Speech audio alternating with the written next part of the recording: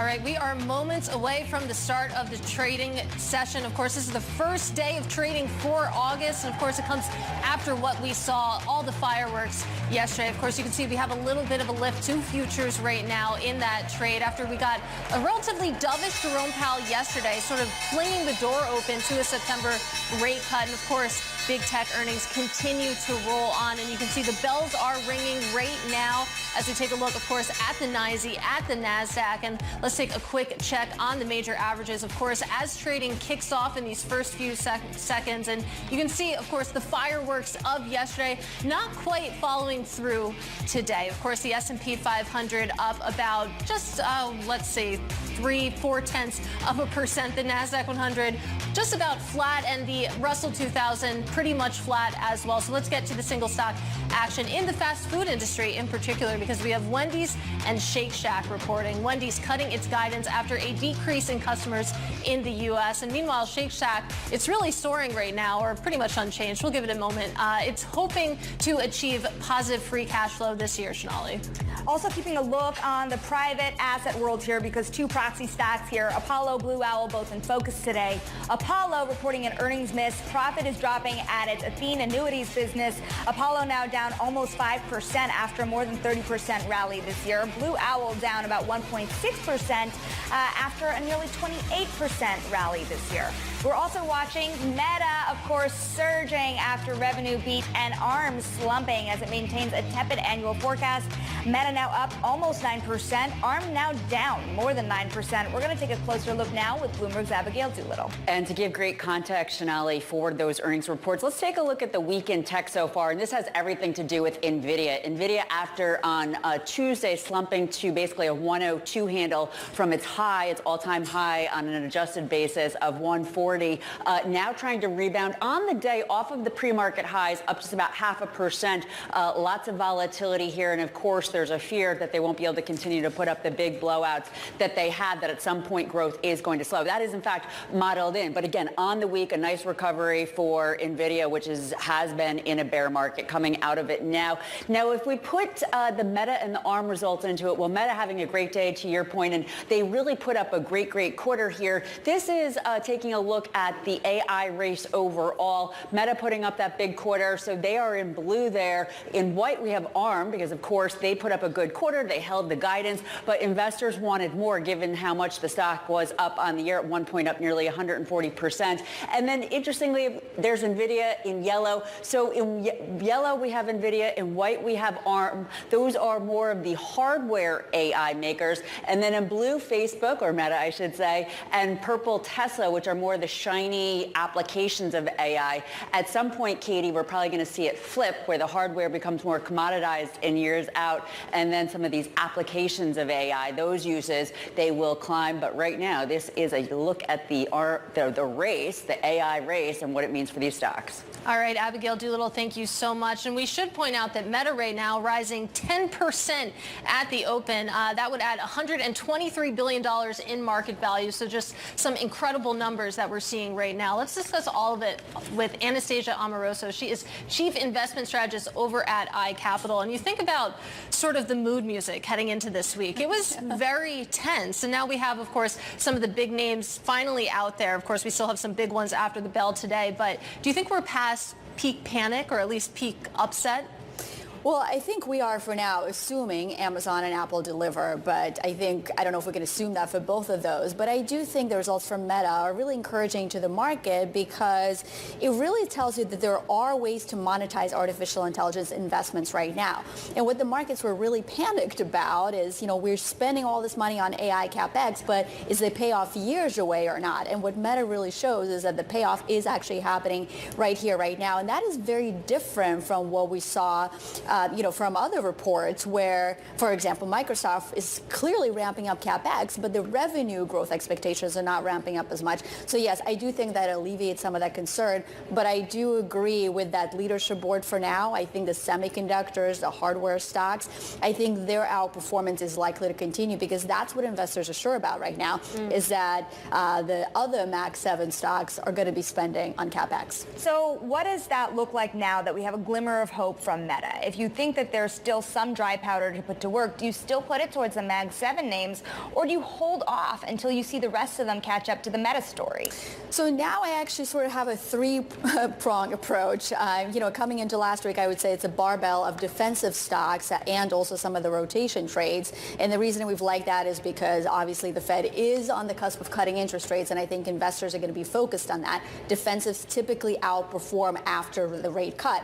But the reason why I've now expanded this barbell into this, three-legged stool, and I'm adding semiconductors to things that you want to buy on a pullback. Look, I think within the big tech complex, there's going to be this divergence of who's immediately seeing the benefit of AI, who's not. But again, one thing that we can be sure of is that all of them are going to be spending on AI capex. And so semiconductors are the beneficiaries of that. They've pulled back nicely. So that's why I would be adding to that. And of course, it's a cyclical story as well, which will benefit from rate cuts. So Matt Miller is off right now. He always likes to pull up these complicated terminal functions on screen. I'm going to do that right now because if you take a look at NVIDIA and then the function SPLC, it shows that NVIDIA gets 19% of its revenue from Microsoft. So that CapEx spend is going directly to another big tech player, NVIDIA, and that's really propping up the whole market. And we spoke to Larry Adam from Raymond James a couple of weeks ago. I wonder how many times I'm going to bring up what he said, but he made the point that you want to go where businesses are spending money, not necessarily where consumers are right now. It seems like, again, you take a look at that very complicated function, that would prove that point. That's right, absolutely. And if you look at the Microsoft CapEx numbers, I believe they're up something like 78% year over year. So that's a huge number. And so that's why investors are focusing on that certainty. But, the other point I would say, obviously the likes of NVIDIA are going to benefit, but not exclusively. That's not going to be the only player. And some of the headlines we saw this week is that maybe there's some competition that's heating up with other semiconductors as well. So that's why, I would look at buying a basket of semiconductor beneficiaries from AI. Let's talk about not just what we're seeing out of earnings season, but what we're seeing in the changing expectations coming out of the Federal Reserve. You have a market now pricing in 3 rate cuts this year. Yeah. Do you think that this market needs those 3 rate cuts to materialize to keep the valuations we're at? Near term, yes. I think so. And, of course, Fed Chair Powell did not say anything about the future path of policy. But I think part of the reason why some of these rotation trades have worked as well as they have is because markets are counting on the tangible benefit, the tangible relief from those 3 rate cuts. And if you look at a middle market company or a smaller company that maybe has had leverage that is floating rate, the fact that we have priced in those 3 rate cuts, that's providing immediate relief. Because if you look at the SOFR rates, of which some of those floating rate loans are based of, those SOFR rates 6 months out, they're already coming down.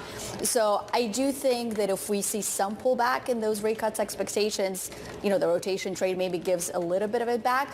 But longer term, I think the Fed and the markets are right to look for something like 150 basis points of rate cuts. And so that's what I'm looking for, and that's what I'm looking through is the actual relief that's likely to come.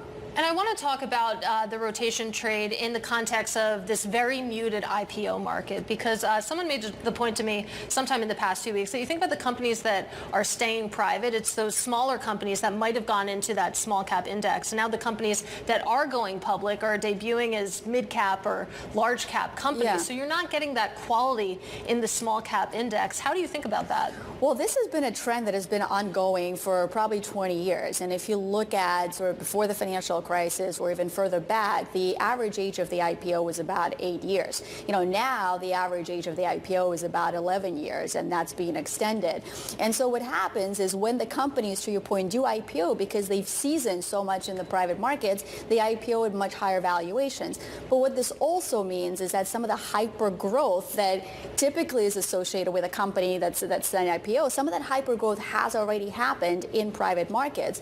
So that's why investors, I think, would be well served to look at both sides of public and private market balance sheet because a lot of the value can actually be created in private markets pre that IPO. I want to pull up some of the stocks that we're looking at today here too, because Apollo, for example, KKR hit a record high yesterday. Apollo's on the decline today, but their fee-related earnings actually beat expectations. It was their spread-related earnings. So things are getting better for the private markets in some ways. How do investors get a piece of this? If you're a retail investor, you don't have a lot of options here. Is it just buying the stocks of the ones that are publicly traded? Well, the great news is that you do have many more options than you've had in the past. Of course, you can buy the stocks of some of the alternatives managers that we've discussed, but at the same time, what used to be an institutional asset class and where you needed to have a large ticket size for an individual trade, we are able to bring, as an industry, to bring down that minimum. We're able to expand access. We're able to expand reach to the retail investor. So it is actually increasingly more accessible in some of the traditional drawdown structures, but also semi-liquid structures as well. So I think access is there, but to your point, Sonali, I also really like the market opportunity right now as well. And I think you're absolutely right. Things are picking up for private markets. For example, on the iCapital platform, where we look at the private wealth channel flows into private market assets, we're seeing very strong demand for private credit, which represents about 44% of the flows that we're seeing on the platform. We are also seeing demand for private equity and infrastructure. Infrastructure and secondaries are also all areas of strength. And when you think about the broader industry, the reason I really think there's a lot of momentum that's building. We are seeing fundraising pick up in year-over-year terms, especially in secondaries, especially in private equity, in direct lending. And we're also likely to see, Katie, to your point, a better exit environment with IPOs and M&A coming to the fore. Anastasia, we have less than a minute left, but I want to go back to that point about access because it's interesting. If you take a look in the ETF world, and retail investors love ETFs, issuers from BlackRock to Goldman to Invesco are looking at ways to fit private assets into ETFs somehow. When you think about that structure, do you think that's a possibility? Well, it might be a possibility, but I think a lot of work has to go into it. And I think there's a lot of industry appreciation for you can't just put an illiquid asset in a liquid format and call it a day. There's a lot of considerations that have to be given, and I truly believe that the industry is being thoughtful about that. I mean, to the point of access, of course, a private investor would prefer to have the liquidity, but you have to put really careful guardrails around that if you're dealing with private markets. $20 says Katie rather see a private equity ETF before a Solana ETF. There you go. That is absolutely. Asia Amoroso of iCapital. Stick with us. More markets ahead. Busy earnings season. This is Bloomberg.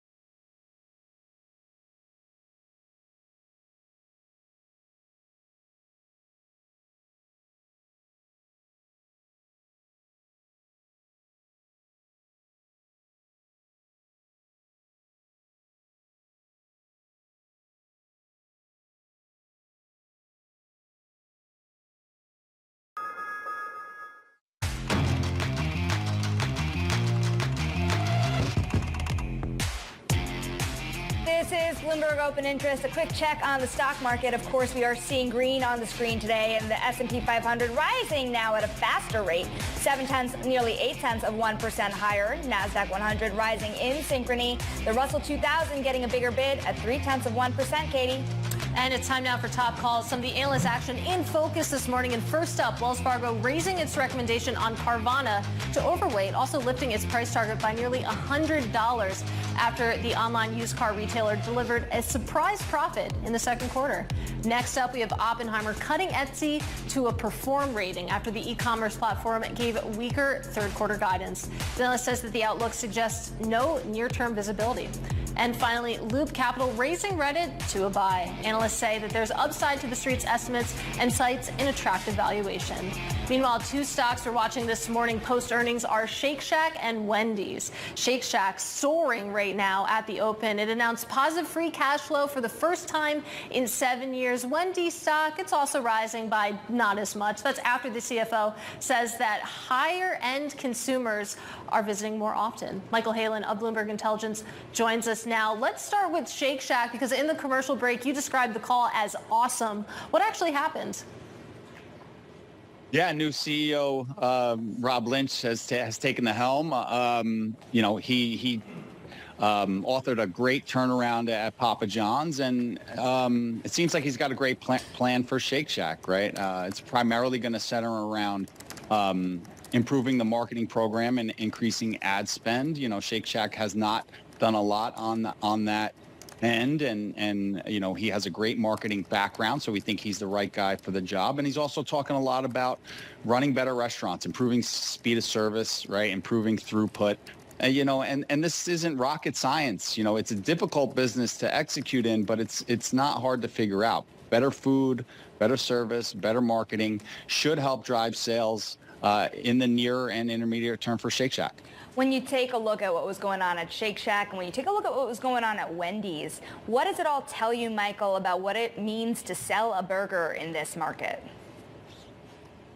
Yeah, so I would say, from a 5,000-foot view, this is really supports what we've been saying for a while, and it's that the K-shaped recovery is impacting restaurant sales, right? And restaurants like Wendy's that cater to a higher percentage of low-income consumers, historically in quick service, about 30% of the customers are low-income consumers, right? And those consumers are struggling due to inflation, right? Due to higher restaurant prices and prices, frankly, everywhere, right? And so Wendy's has pretty large exposure to those customers, and, they're struggling to drive positive same-store sales, whereas, Shake Shack caters to higher income consumers, and they're seeing less pressure to discount. They're able to continue to pass through larger price increases, right? And that's helping their same-store sales outperform right now. Well, Michael, to that point, we did hear from the Wendy's CFO saying that higher income consumers are visiting more often. Maybe we aren't exactly seeing that yet in the earnings, but I think that says a lot about just the state of dining out right now in the U.S. Yeah, from what we're hearing, everybody's trading down, right? From fine dining to lower cost full service, from full service down into fast casual down into QSR, right? It's kind of a cascade effect, right? And so if you're a Wendy's, your low income consumers actually drop out of restaurant visits completely to some degree and shop more at the grocery store. They are attracting some higher income consumers that are saying, maybe I'll eat out at a full service restaurant one or two fewer times a week, right, and save some money and go to a Wendy's, right? It's such a smaller portion of their customer base that it's not going to offset the traffic loss from the low-income consumers. On the bright side, they do spend more, and they do tend to buy higher margin products. Michael Halen of Bloomberg Intelligence, we thank you so very much for keeping an eye all over the market for us. Now, coming up next, we're going to talk about Bill Ackman's IPO dreams cut short as he pulls the plug on the closed-end fund IPO. We're going to discuss it in today's Wall Street Beat. Stick with us. This is Bloomberg.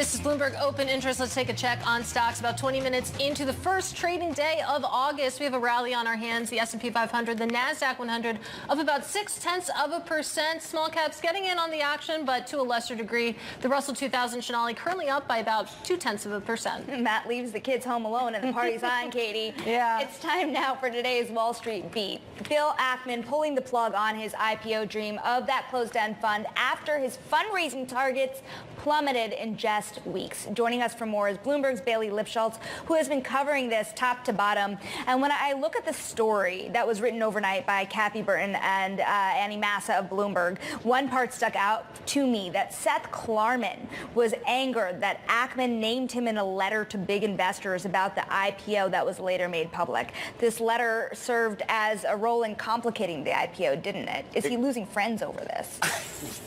I imagine his inbox is probably pretty filled with messages. I mean, when you look at kind of the pushback that we saw, according to the filing, that letter was never supposed to see the light of day, but he did name drop Seth Klarman's bow post. He did say that they were in for $150 million, name dropping them with Putnam and a teacher's retirement service down in Texas. But it does seem like shortly after that, bow post pulled its commitment, and then obviously things spiraled pretty quickly from there. Absolutely. And you take a look at the press release that hit the wire yesterday. This question, they say, kept coming up. Would investors be better served waiting to invest in the aftermarket than in the IPO? Because I'm hoping you can translate this. So basically, this is a closed-end fund. Closed-end funds often trade at discounts. Especially now, and he has an offering already in Europe that trades at a more than 20% discount. So from the start, when I was having conversations with people who actually operate at institutions, who they were really trying to sell this to, in addition to the retail investors, why would you pay an equal amount knowing that it's going to trade at a discount when you also can, though the terms are structured differently, just buy already essentially the same asset? You're going to get it for on 20%. sale in Exactly. like 2 weeks. So you need to find someone who's willing to put in billions of dollars, and typically closed-end funds cater to retail investors who maybe want to have someone like a Bill Ackman kind of help manage their retirement, and maybe they're not thinking that far in advance, but the institutions are not. Part of this play, too, was not just the relationship with institutions, but of course his followers on X. Yeah. What does this mean for his relationship to all those followers? Well, if you think about it, Shanali, 1.3 million followers is a lot for you and me, but it's really a small drop relative to the likes of an Elon Musk or a Donald Trump, who we see rallying millions and millions of followers. And when you do the math and just kind of break down what a $2 billion closed-end fund, which it was targeting at the end, you're still asking for north of about $20,000 a person on X. And a lot of these followers, maybe they're kind of falling for the tweets, or as he kind of framed it, part of his posse. Even if they're putting in $500 million, a lot of these people are seemingly going to line up to give 10,000 plus. Well, apparently, again, according to the statement, they're reevaluating the structure. They're going to report back once they're ready to launch a revised transaction. I'm sure we'll be checking in with you again, maybe soon. That, of course, is Bloomberg's Bailey Lipschultz. It's time now for the trading diary. What you need to be watching this week, of course, big tech earnings continuing today. Earnings from Apple and Amazon after the bell, plus Intel after the bell later this afternoon. We're going to round out the week tomorrow with earnings from Exxon and Chevron. It's also big oil, in addition to big tech. Of course, also, we get the jobs report at 8:30 a.m. Eastern tomorrow. But coming up in the next hour, of course, on this show, really looking forward to a conversation with TMX Group CEO John McKenzie, of course, the parent of the Toronto Stock Exchange. That's coming up at 10:30 a.m. Eastern in our next hour. Don't go anywhere. This is Bloomberg Open Interest, and this is Bloomberg.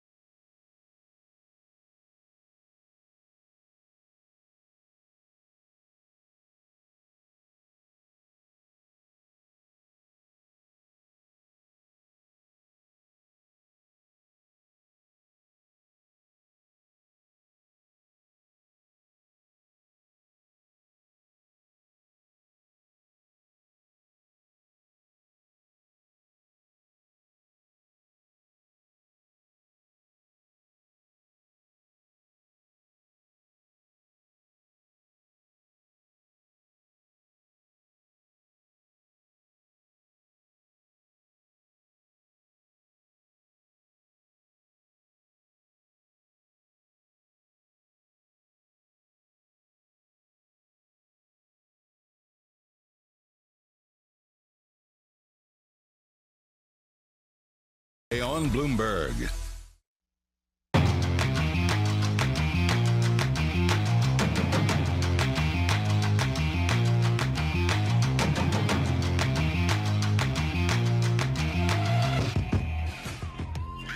Minutes into the U.S. trading day. Welcome to Bloomberg Open Interest. I'm Katie Greifeld. And I'm Sonali Basak. Matt Miller is off today. And coming up, investors cheer as Powell signals a cut may come in September.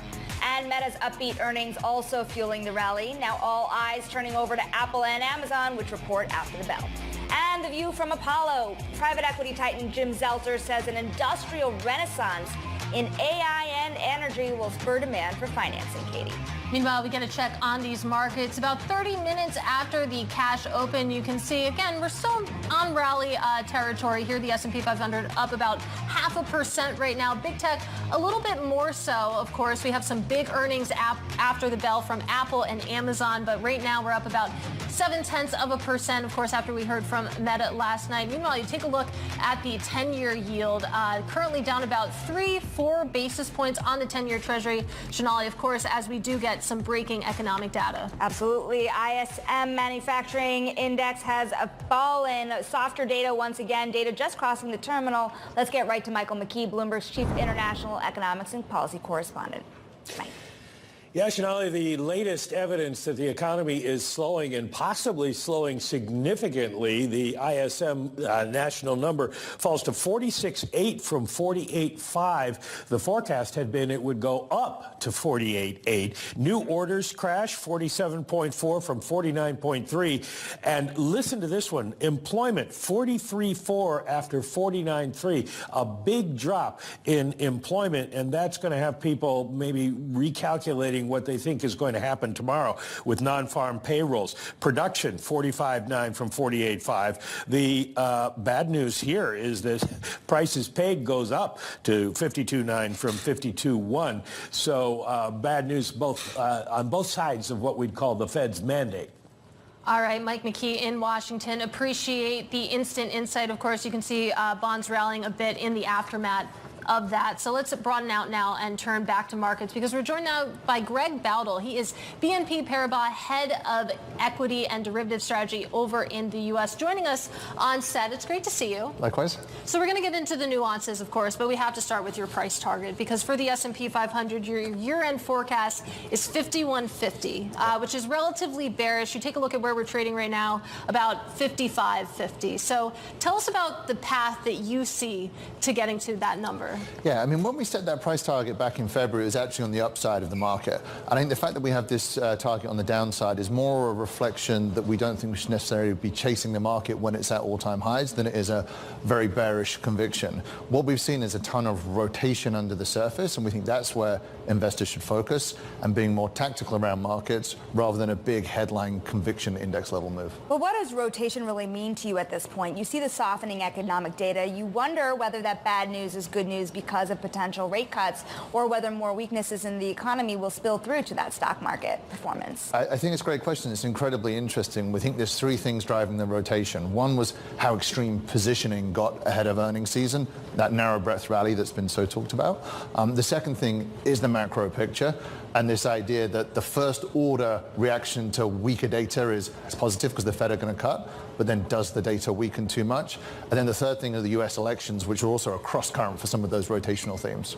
Tell us about the importance of positioning and flows right now because Scott Rubner over at Goldman has really been pounding the table that August typically is a terrible month for equity inflows. I mean, how are you thinking about all of those sort of technical factors as you weigh that with the fundamentals? Well, I think it's quite good for explaining what has happened in the market because we came into this earnings season with the Magnificent Seven looking extremely overbought. We had a lot of leverage building in some of the more index products that are more focused on those large cap names. And we've seen a significant correction, and we think a lot of that is that washing out of positioning.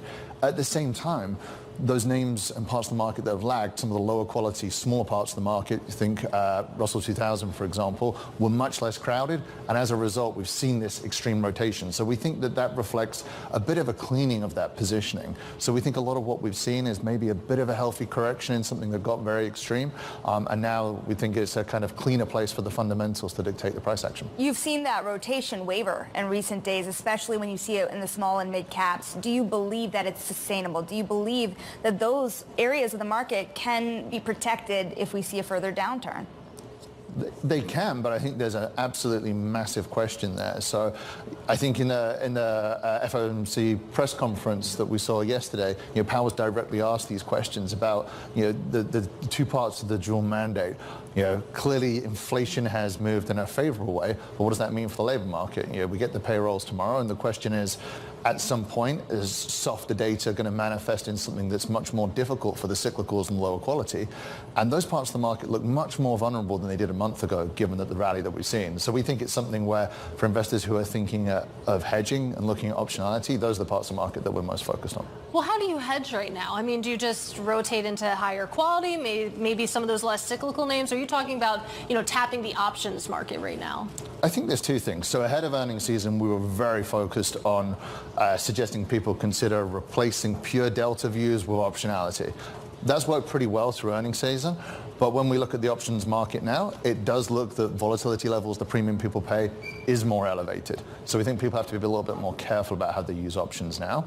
I think in terms of portfolio construction, then I think you can look at blending things like cyclicality and quality. You don't just necessarily have to be at one end of the barbell where it's large cap AI or just the lowest quality, smallest companies. There's definitely a piece in the middle, think equal weight S&P, or blending quality and cyclicality as factors that I think can give you potentially better risk reward in terms of that balance.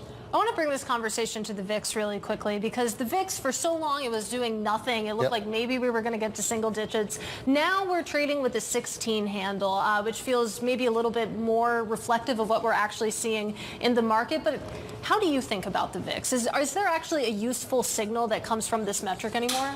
Yeah, I think so, but you have to be careful what it is you're looking at. It's index level volatility. What we've seen is a lot more stock volatility. But if you have half of the S&P moving a lot higher, half moving a lot lower, the net result for the impact can be that it doesn't move a lot. So what we've seen, when the VIX got down to the lows ahead of earnings season, that was masking higher underlying volatility as a function of the very low correlation. So we think the risk of the VIX moving into a much higher volatility regime comes from correlation. So to see the VIX up in the 20s, what you really need to see is a risk-off move in which the small and mid caps, the lower quality, and tech both participate together. I think in the short term, in a very tactical view, if the market continues to consolidate around here, then VIX with a 16 handle, it was a 12 handle just a month ago. I think we could trend back lower before we go higher. Listen, there is a camp on Wall Street that believes we're headed lower before we go higher. And are you part of that camp? Do you believe that there's a greater pullback at bay, and is that what you keep your cash dry for? I think what we've seen through earnings season is a pretty healthy correction and a cleaning out of some of the real excess in terms of positioning. I think for us to go lower from here, we need to see one or two things. Maybe some disappointments after the bell in terms of large cap earnings, and or a real deterioration in terms of the data. So that could come Friday in terms of the payrolls. I think absent either of those two things, I think the consolidation and the clean out we've seen kind of probably sets us up for a kind of short-term moderate rally. And we need to see a further deterioration in fundamentals, either macro or earnings, to take us lower. I'm reading your notes right now, and you have this really interesting line that you should be careful what you wish for with softer data. It can become too soft, and it's interesting because it feels like we're still in this bad news is good news narrative when you think about what that means for the Fed, and I think that's an interesting pushback here. Yeah, so I think we were at a point earlier this year where people were really fixated in seeing softer data. Now, clearly it was softer CPI was really what people wanted, and that has been delivered, and the market pricing for September, December, the rate cuts that we're now very, very likely to see has really firmed up. So if you think about weaker data helping from that perspective, well, there's less potential for it to move the needle there anymore. But at some point, if the data does decelerate too much, then it brings about the risk of a recession. And when we look at Fed cutting cycles, you can basically split them into two. Those where it's preemptive, you could think 2019 or the mid-90s where it's bullish for markets, and those where it is very bearish for markets because the Fed are cutting for a reason, which is the data is slowing too much. Greg, we thank you so very much for your time. That is Greg Bodal of BNP Paribas. Now I want to pull up some breaking news here because you now have Fed swaps fully pricing in 3 interest rate cuts by year end. You pull up the WIRP function on the terminal. You see how drastically the swaps market has been moving alongside the data points that we've been seeing. The spot markets, of course, also moving quite meaningfully. You do have a 5 basis point drop in the 2-year yield today, and the 10-year down well below that 4% level, down now to 398. Of course, we had jobless claims this morning coming in much softer than expected, as well as that ISM data as well. Manufacturing looking like it's slowing, and of course the economy along with it. Now we're going to take a look back at those movers in the stock market. Here's Abigail Doolittle. Well, let's take a look at one stock that is clearly working. It is moving to the upside. Meta Platforms up about nearly 10%, heading to its best day since February. They put up a great quarter. They had 7% bottom line growth, 2% top line growth, or beats, I should say. The growth, very significant. The growth on the bottom line closer to 34%, the top line growth of 22%. So big growth for Meta. They are spending tremendously on their AI infrastructure, but because of those results, investors looking past that spend. However, there's lots of earnings movers to the downside. Qualcomm down 5.6%. They beat, but the forecast is seen as a little bit of weak. There's some concerns around slowing mobile growth. ARM Holdings down 12%. They beat. They held the guidance, but because the stock was up so much, this is one of the chip companies that will have actual revenue attached to AI. Folks are waiting for the forecast to be boosted to account for that AI revenue. And then taking a look at the shares of Wayfair and Moderna, we have losses here too. Wayfair down 5.6%. They missed their third quarter outlook as trailing. Some are saying that the home furnishings decline is very similar or mirrors the great financial crisis. Stay tuned for more on that. And then Moderna down 15.3%, the worst day since 2021. They have cut their outlook on vaccine fatigue. Katie? All right, Abigail Doolittle, thank you so much. And of course, you take a look at the bond market too. Pretty interesting moves, as Sonali highlighted. Just to go back to that 10-year yield, breaking below 4%, of course, after we got that softer ISM manufacturing data. Of course, after we got Jerome Powell yesterday opening the door to a September rate cut. You can see rallying quite significantly when it comes to the bond market. On an intraday basis, looks like we haven't been below 4% since February. So some big moves there. Now coming up, what to expect from tomorrow's payrolls number. We're going to get insight from Pooja Sriram. She is U.S. economist over at Barclays. That's next. This is Bloomberg.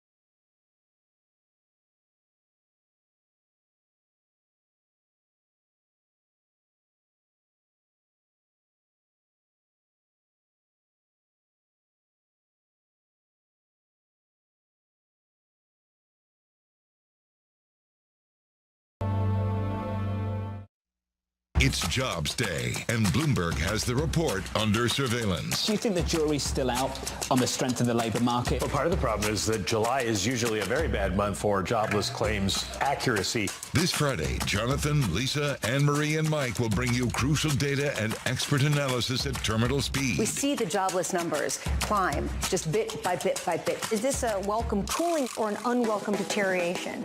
The July Jobs Report, Friday on Bloomberg.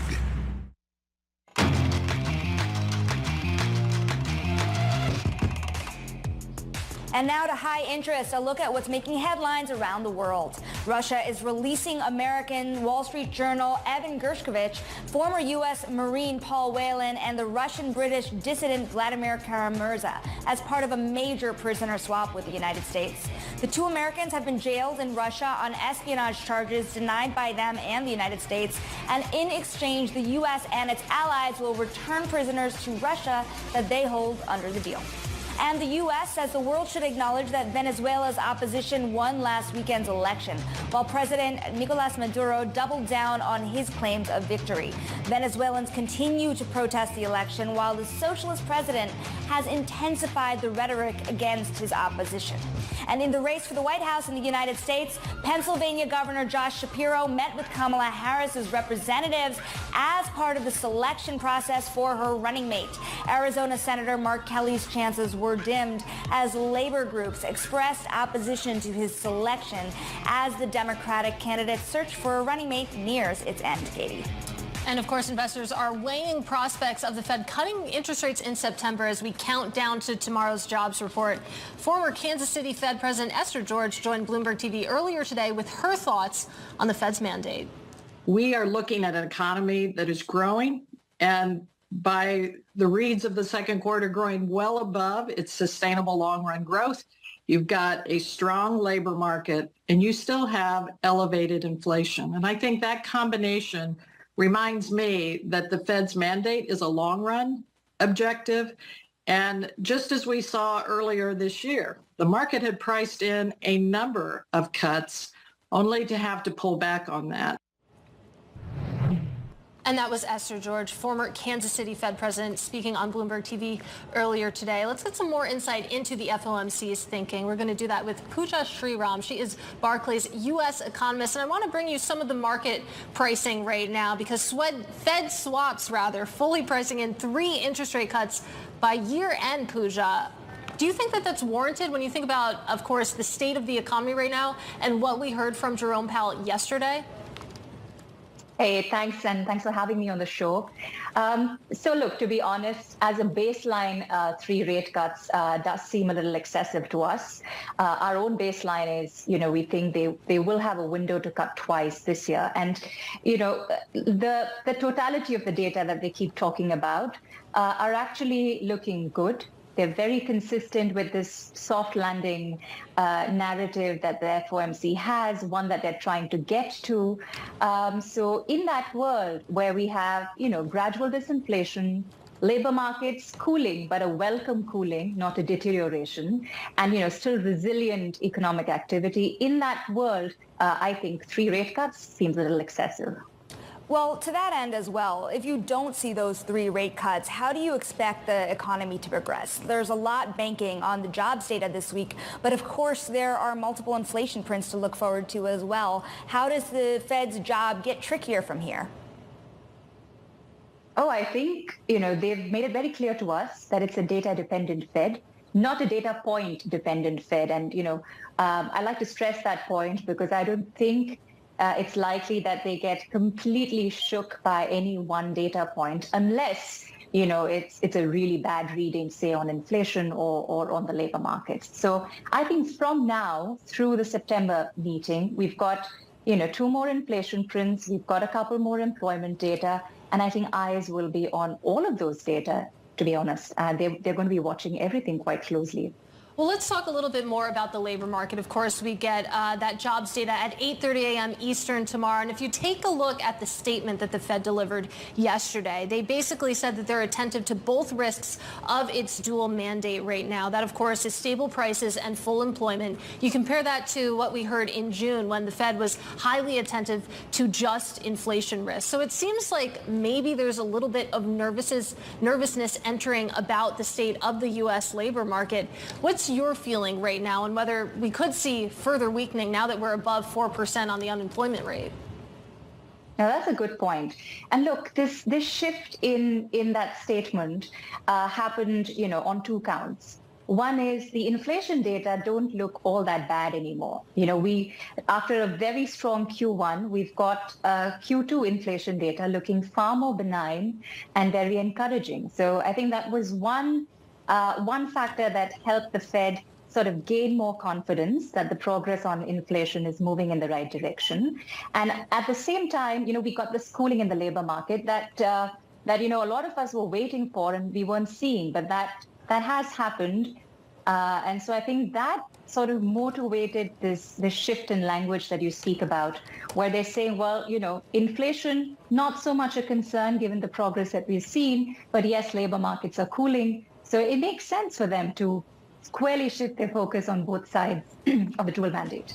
Now, going by, the data that we have so far, we think, things are cooling in a very disciplined manner so far, especially in the labor markets. It seems like demand and supply are rebalancing. We're not seeing any signs of an imminent deterioration, to your point.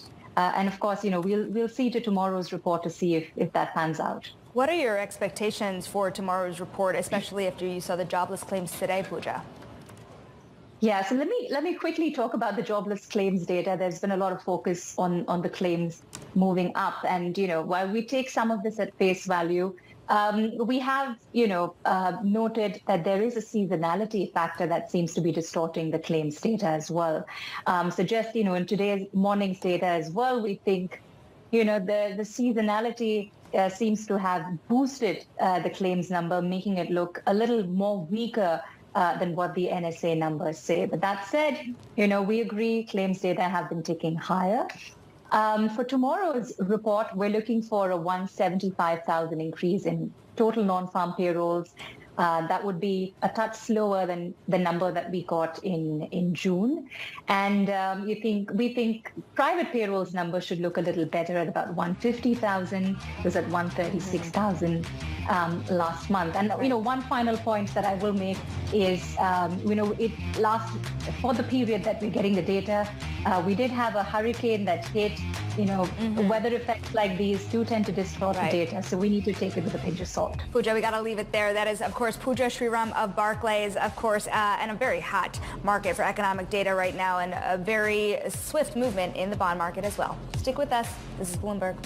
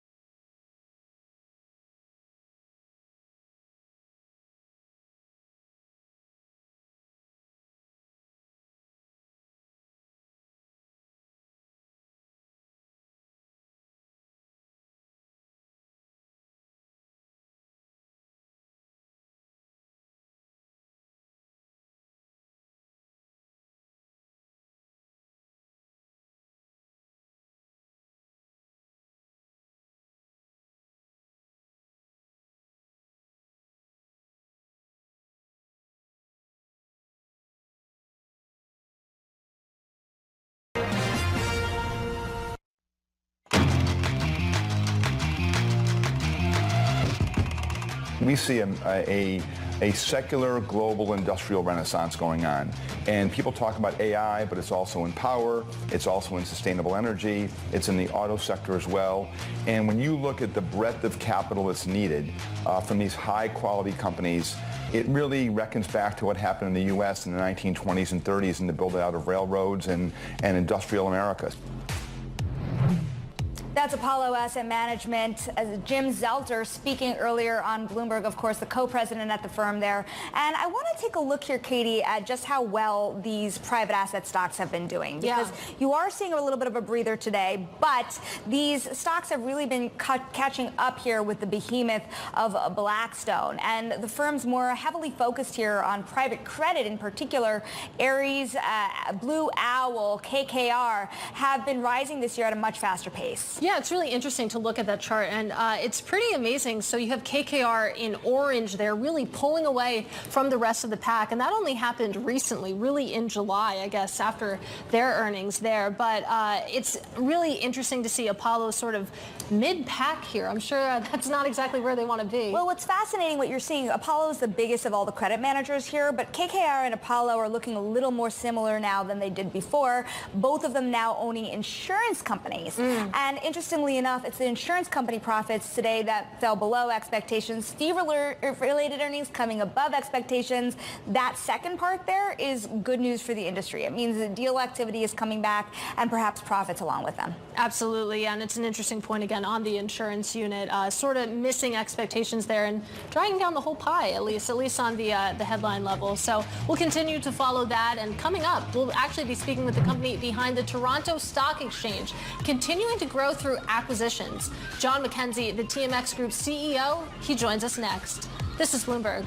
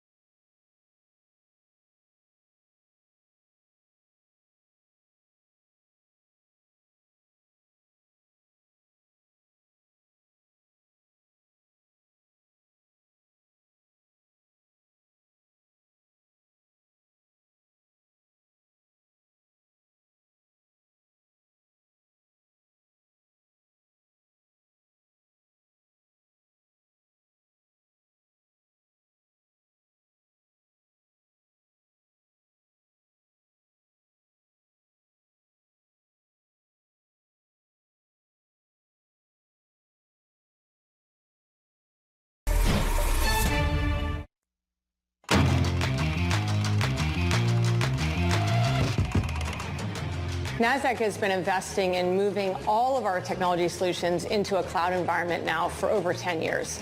And that is really paying off because by doing that, you're modernizing your data infrastructure, you're modernizing your architecture, and you're making it so that you can bring new technologies in faster and you can play, I'd say, offense much more quickly. And that, of course, was Adena Friedman. She is NASDAQ chair and CEO speaking to us on this program last week. And Friedman really emphasizing the need for exchanges to grow and adapt to the latest technology for their clients. Let's keep that conversation going now with John McKenzie. He is the CEO of TMX Group, and he joins us in studio. It's great to welcome you to New York. Thank you. It's nice to be here. So when you think about the Canadian IPO market and the U.S. IPO market, I feel like we're dealing with similar issues here, and that's just that there haven't been a lot of IPOs. I mean, what is the view from up north about when that dynamic might finally change? Yeah, and we often look to the U.S. to be the leader in terms of when the IPO market opens up. But I am seeing, and similar to the dialogue you had last week, really strong optimism in the market now for new financing. And we saw it in the last quarter, less so in the IPOs, but in companies going back and testing the market and raising new capital. So June alone was the largest month we had for capital raising on our two exchanges in the last 2 years. So that's a really healthy sign because that means good deals get done, and that gives confidence to people that are looking to price an IPO for the first time. Even more importantly, we had a great announcement for an Australian-based mining company acquiring a Canadian company, so opening up the M&A market again. And they've already committed to list that on the TSX in the fall. And I'm always a big believer, you get a couple of really good transactions done with good execution, that gives the confidence for others to follow. We know from a pipeline standpoint that there are deals to come. There are deals to do, it's just a question of that market confidence. Speaking of M&A, there's no secret here that TMX has been a very active acquirer as well in recent years. What does that mean for your future M&A ambitions? Do you think there's more dry powder left, and where would you like to expand? Yeah, we really do, and we always focus it on M&A to accelerate the strategy we were already building. So we were building out a strategy in terms of getting deeper into data sets, indices, serving the clients that way, and deeper into the issuers, because we have over 3,000 listed issuers. So we're always looking at how we provide more services to them. So the two recent acquisitions we did, ATS Canada was a trust company that helps us serve issuers more, and Verify here in New York City, which is what brought me to New York this week, helps us serve that broader ETF and index community. So they're both accelerators, and we're in a position right now where our balance sheet is very strong. We've got a great track record on execution and investors that have confidence in what our team can do. That gives us the ability to do more. So we're constantly looking for new things that we can tuck in and scale up with the franchise. Well, you went exactly where I want to go, and that is straight to the ETF market, of course. I think you spent $1 billion in total on Verify, a transaction that definitely turned a lot of heads in the industry. So maybe just to set the scene here, what are you hoping to do with ETFs? Because I saw that and I was thinking, okay, they want to get more listings. Yeah, and if I take a step back from that already, we're already one of the largest listers of ETFs in the world. We're actually over 1,000 listed ETFs in the Canadian market, and the Canadian market is only 2 to 3% of the global economy, so we've been way ahead of the game on that. We actually invented the ETF in Toronto over 30 years ago. A little known fact for everyone. We're the first market to do fixed income ETFs. We were the first market to do crypto ETFs. So it was an area that we thought we were going to really invest in so we could support our clients end to end. So not just on the listings, which we want to do more, but we also want to help ETF manufacturers create the next great new product, but we also want to be able to help them. And what Verify helps us do is create that ideation, but also help reach a larger investing audience, and also then do the analytics on the other side in terms of how their marketing and their outreach is performing. And when you think particularly as ETF manufacturers go to new marketplaces where they don't have their own distribution network, this is exactly what they need to get in front of a retail investing audience. Right. So we're already seeing fruits of the partnership we put together. We've got new products that are being launched in the Canadian market based on Verify indices. We've got new data sets that we're going to be bringing into Verify to create new product, and I'm really excited with what we can do together with the team. Well, something I've been wondering about, of course, as we think about the IPO market versus the ETF market. I mean, new ETF launches are at record levels, and they have been for several years. You compare that to the IPO market, not too much going on, relatively speaking. How much of what's being lost in IPOs can be offset by new ETF listings, or is that not the right way to think about it? I don't think it is, because I always think of ETFs in terms of what is the market for funds? in terms of investing product. And at these days, I think we're seeing ETFs are only about a third of what you see in the mutual fund space. There's a lot of runway for growth, and a lot of runway for growth in developing in other markets. Like the European market isn't anywhere near as developed as the US and the Canadian market. So there's a lot of potential to keep growing ETFs. And at the same time, we're going to see listings come back. Now, even though the IPO market has been quiet, and maybe this is more unique to Canada because we have a junior venture market, we have a public listed venture market, we've still been bringing new companies to market even through this drought.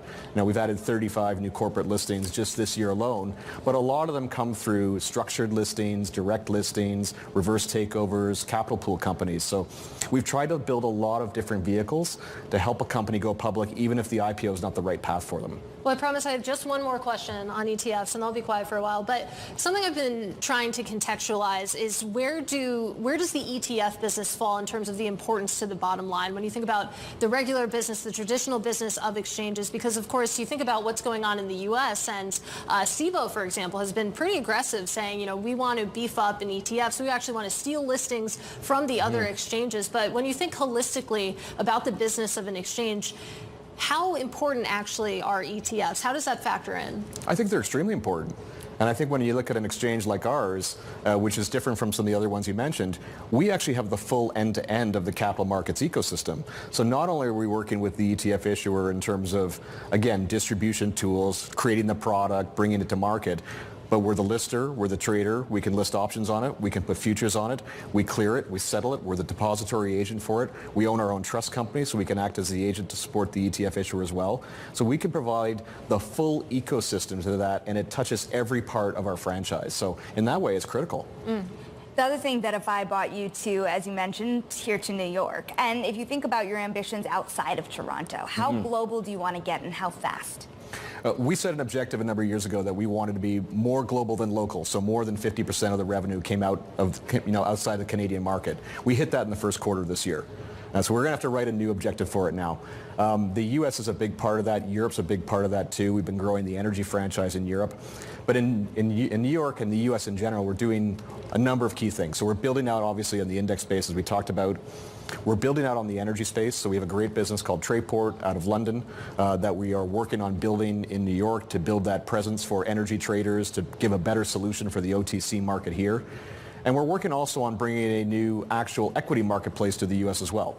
So we've got a team that started in New York that's working on a U.S. ATS that's really focused on higher order, higher execution quality for buy side. We've already done this in the Canadian market. We launched 2 new markets last year to do it. So we're looking to port that into the U.S. market to serve the client base here too. I can understand the inclination to break into the U.S. even more, but how much competition is there? I mean, we've seen a horde of new exchanges even start from scratch. Texas. Absolutely. Yep. And so what does it take to break in and ultimately succeed? Not to be simple, but none of them are us. We bring a lot of capabilities to the marketplace that others don't, and we've been competing with large U.S. exchanges for years, either across border, where we've got the most seamless border of any capital market in the world, or directly in Canada, where SIBO and NASDAQ are already competing with us day to day. So we've got great technology, we've got connectivity already with the largest players in the industry, relationships, IP, trading capabilities. So we've got a lot to bring to bear that any other startup wouldn't have. That was a nice mic drop. We're us, so that's how we're going to compete. I do want to go back to that deal you mentioned. Of course, Paladin, I hope I said that right. That's that Western Australia-based uranium producer buying Fission, and now they're going to list on your stock exchange. You said last week that more U.S. miners and other ASX-listed companies should follow their route to Toronto. How are you going to make that pitch? What does that look like? We actually have resources directly in Australia that are doing this all the time. And one of the things that we can demonstrate is that, particularly in the resource sector, the bulk of the financing globally for resources gets done in Toronto, either on the TSX or the TSX Venture Exchange. We have over 1,100 mining companies listed on the 2 platforms, which also means we've got the biggest network of analysts, lawyers, geologists that all follow it. We're probably the only exchange that actually employs a geologist on site. That's pretty cool. That can actually assess these businesses. So we have the whole ecosystem. And so if you're a company listed anywhere else, and the ASX is a great market, but if they want to get access to North American capital, the best way to do that is to list in Toronto with that, again, seamless border between Canada and the U.S. to access North American capital as an entry point here. We've got over 230 international companies that list with us. It actually makes us think either number 2 or number 3 in the world for international listings. And it's really based on that value proposition. John, thank you so much for joining us in New York. It looks like we'll be seeing you here more. That is John McKenzie, CEO of TMX Group. We're going to get a check now on the markets with Bloomberg's Abigail Doolittle. Abby? It's shaping up to be an interesting day, Shonali. If we take a look at the NASDAQ 100 futures, overnight basically higher and into the open up about 1%, a pretty solid gain. But on that worse than expected ISM manufacturing number, take a look at the leg lower. That's basically an intraday move of almost 1.5%. So bad news being seen as bad news. It's really especially interesting that we're seeing this decline given the fact that rates down so much on that print. Usually yields down would help out stocks, but today it's risk off. Stocks down, bonds up. Let's take a look at what's beneath the surface and really helping this decline move. And the stocks underperforming, down 3%. XLS Technologies down 11.2%. This chip company put up a weaker guide than expected. This is true too for Qualcomm, down 6%. And then take a look at NVIDIA. NVIDIA earlier had been higher, and of course lots of volatility here right now, down about 1%. Fears about whether or not their growth will be slowing. Right now it is modeled to slow in this current year and the next year. Still big growth, but the trend moving in the wrong direction for what's essentially a hardware company. Let's put this into the context of a new chart, because of course last week we were showing a chart that suggested that sub 100 could be ahead. This chart suggests the same deal. What we're looking at here at this point is a pretty ugly broadening formation, basically an ugly range of uncertainty. There is a possibility that we could see NVIDIA pop up toward the top around 130, but the bigger suggestion of this chart is to the downside. The RSI kind of trying to figure out what to do. Momentum not really gaining. The reason that this stock really looks like it's likely to go lower, besides an uptrend that it could meet, not shown here. Take a look at this gap. This, of course, was on the last earnings report where investors just very excited, very happy about the big beat and blowout guidance. Typically, though, these gaps tend to fill. That's closer to $90. So unless that quarter that they report at the end of this month, so we have many weeks to see yet, is of the same nature,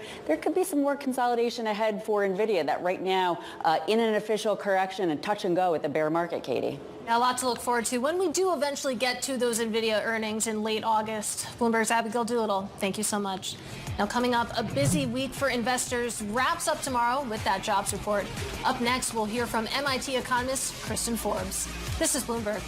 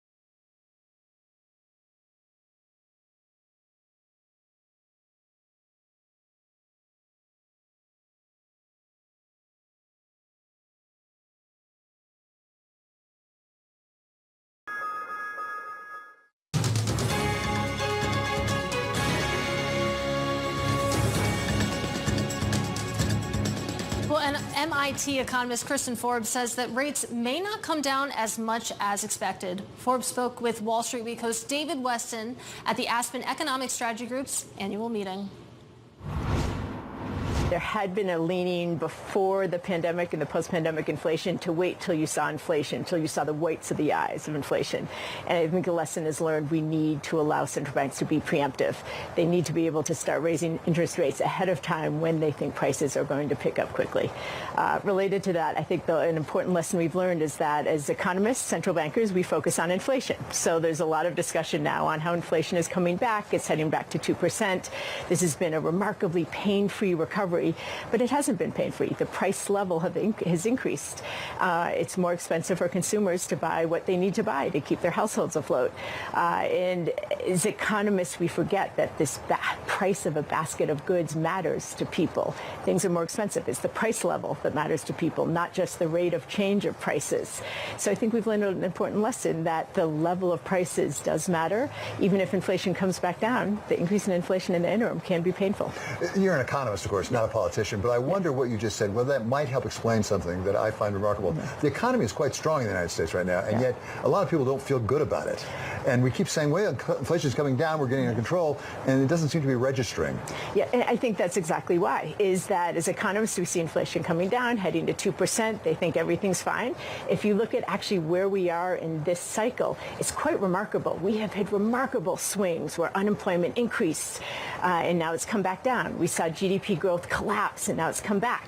So things look good in terms of the finish point. Inflation is coming down too. But yet in the interim, we saw the price level increase, and everything just costs more. So even though the end point looks good, there's been a lot of pain to get there. You've done research and analysis about the sort of rate cycles going back quite a ways. Yeah. Was this one different from all the others? Yeah, great question. What's fascinating is when you look at this most recent rate cycle, there's some ways this is unique and unprecedented. There's other ways it's just like rate cycles from the 1980s and 1990s. I recently wrote a long paper on this for Sintra with a couple co-authors at the World Bank, and we described this rate cycle as similar to the parable of the blind man and the elephant. I don't know if you've heard this one, but according to the parable, several blind men are told they're going to be introduced to a mysterious new beast, and each of them can only touch one part of this mysterious new beast, which is an elephant. And depending on which part they touch, they come up with completely different conclusions. You know, if you touch the trunk of an elephant, you think it's a snake. If you touch the leg, you think it's like a tree. If you touch the ear, you think it's like a fan. And similarly, when you look at this rate cycle, in some ways it's like nothing that's come before. In some ways it's a lot like past cycles. But let me give you a concrete example of some ways this is unique that we haven't seen before. One is just the swings in economic activity, the collapse in activity, the collapse in employment, and then also the rebound. We've never seen such a quick rebound in the labor market, in activity, and in inflation. Another way this cycle has been unique is that central banks, on average, across the advanced economies, were slow to respond to the pickup in inflation and recovery, but then they responded by being unusually aggressive to make up for being slow. So it's the most synchronized period of rate hikes we have ever had, at least in the data I've looked at since 1970. And it was also followed by central banks keeping rates on hold for longer, on average, than they ever have at their peaks. So unusually slow start, but then aggressive response, hold rates at their peaks for longer. And what's remarkable, despite all those unprecedented characteristics of the cycle, we're now settling about where you settle 2.5 to 3 years after you start hiking rates. Well, I'm curious about that very point. There's a lot of debate about when the Fed is going to cut and how much they're going to cut and things like that. Maybe more important is where they end up, where it ends up, whenever that period of time is. And given your study of rate cycles, do you have a sense, because some people think we're going to end up at a higher level than we were before, where you call it R-star, neutral rate or whatever. Other people say, no, we're going to go back down to lower rates. Do you have a view on that?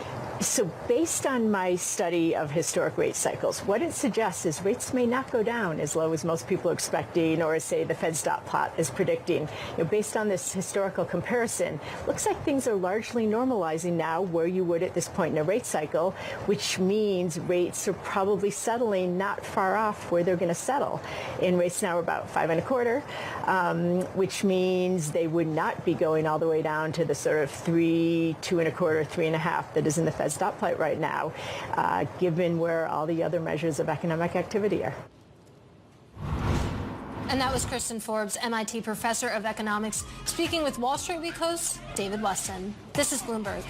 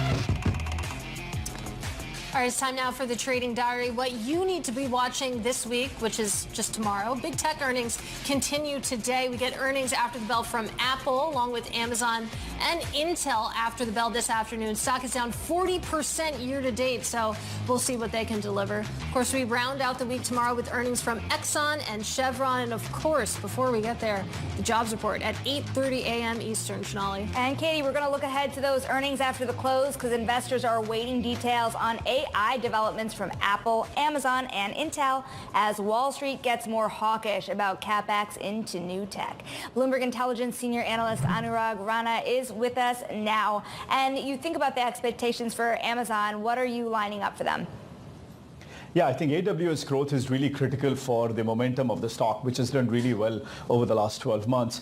When we saw results from Google, we really thought that you will see good cloud results from both Microsoft and Amazon. When Microsoft reported, they basically got a good AI print in terms of AI contribution, but their non-AI cloud business decelerated a little bit. So that really puts a big question mark for what's going to happen with AWS going in tonight.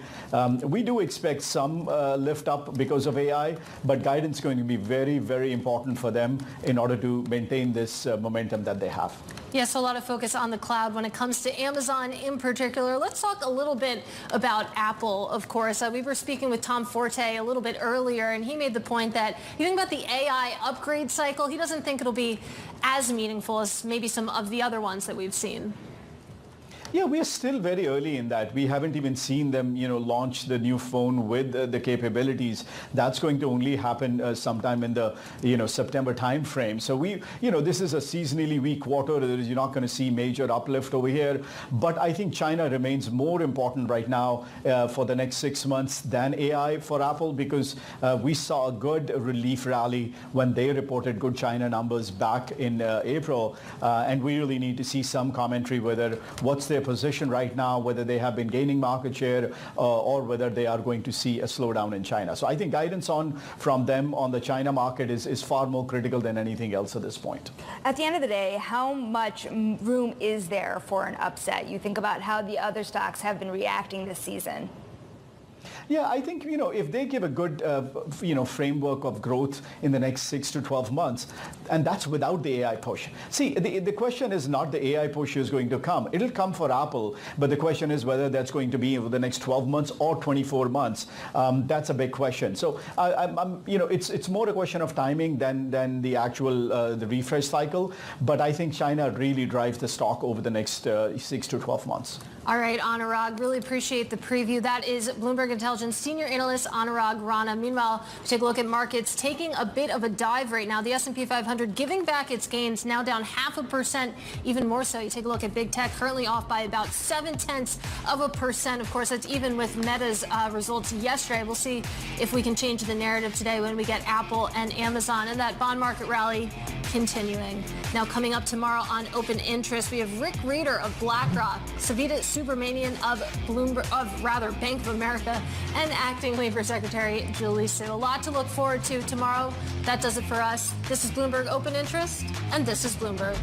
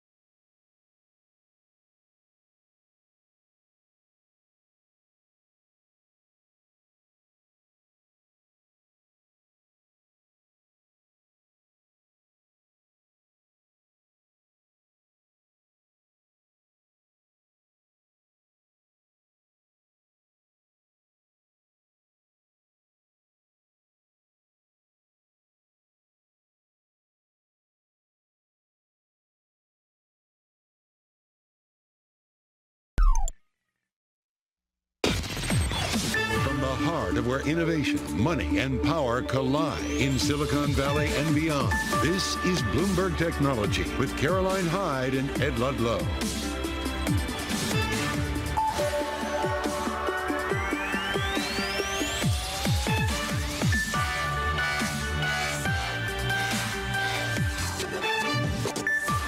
Live from New York, this is Bloomberg Technology. Coming up, AI investments pay off for Meta.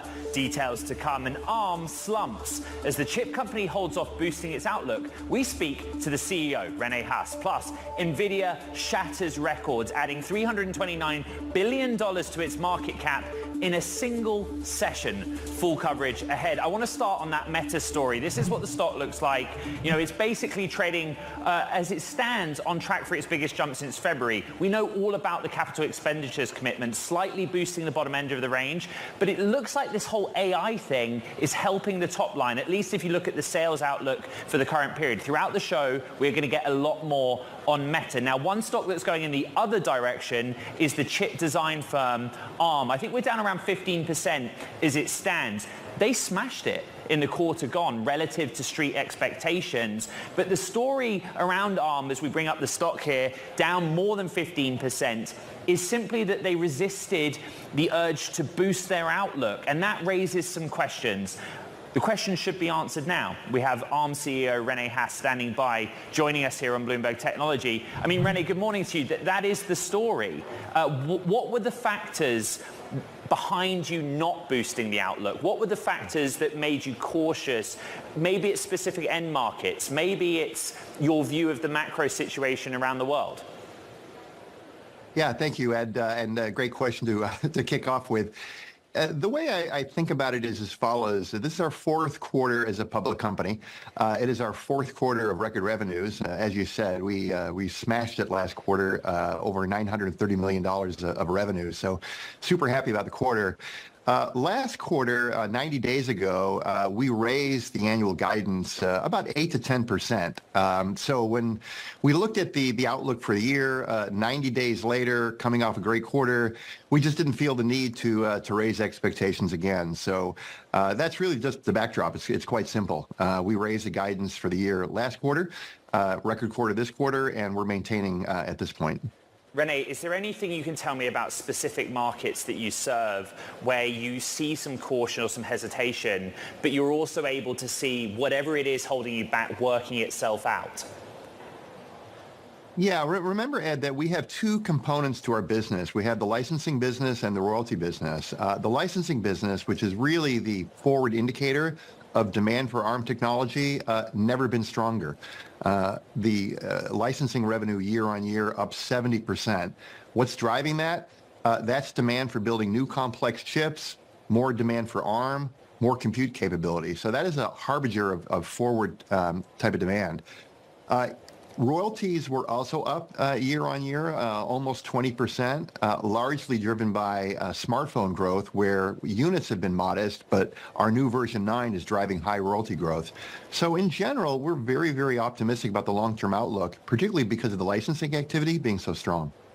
One of the areas, Rene, you know that I cover a bit more deeply is automotive technology, and I'm just trying to draw parallels with different names out there, understand what's happening. Mobileye told us this morning, for example, that particularly in China, but globally, some of their customers just stopped making orders for the second half of this year. I understand that from ARM's perspective, it's different, right? You think about the pipeline of a specific chip that you're involved in the design of. It's much further afield, longer term. But do you see in that industry in particular any sort of either cyclical process happening or some specific weakness?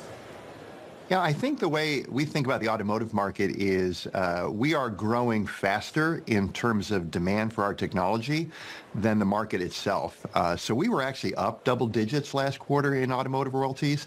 And that's really a function of gaining market share, but more importantly, the quality of the technology that's going in is much higher. These are more complex compute platform devices. They run a lot of software, whether it's for IVI, EV, autonomous. So we're very, very bullish about the long-term automotive outlook. The near-term inventory issues that go back and forth, we haven't been impacted by that so much because, as I said, we're gaining share and the complexity of our own technology being used just keeps going up. Renee, I don't know if you'd agree, but I think the sort of common theme of this earnings season is capital expenditures relating to infrastructure for AI. And my question simply is, what direct benefit does ARM get from any of that process or investment cycle? Yeah, thank you for the question. We get a bit of a dual benefit. There is a lot of CapEx going into overall infrastructure scale out. There's general purpose compute. ARM benefits there because our low-cost, low-power processors are very, very efficient in terms of building data centers. You have AWS, you have Microsoft, you have Google. They've all announced products based on ARM.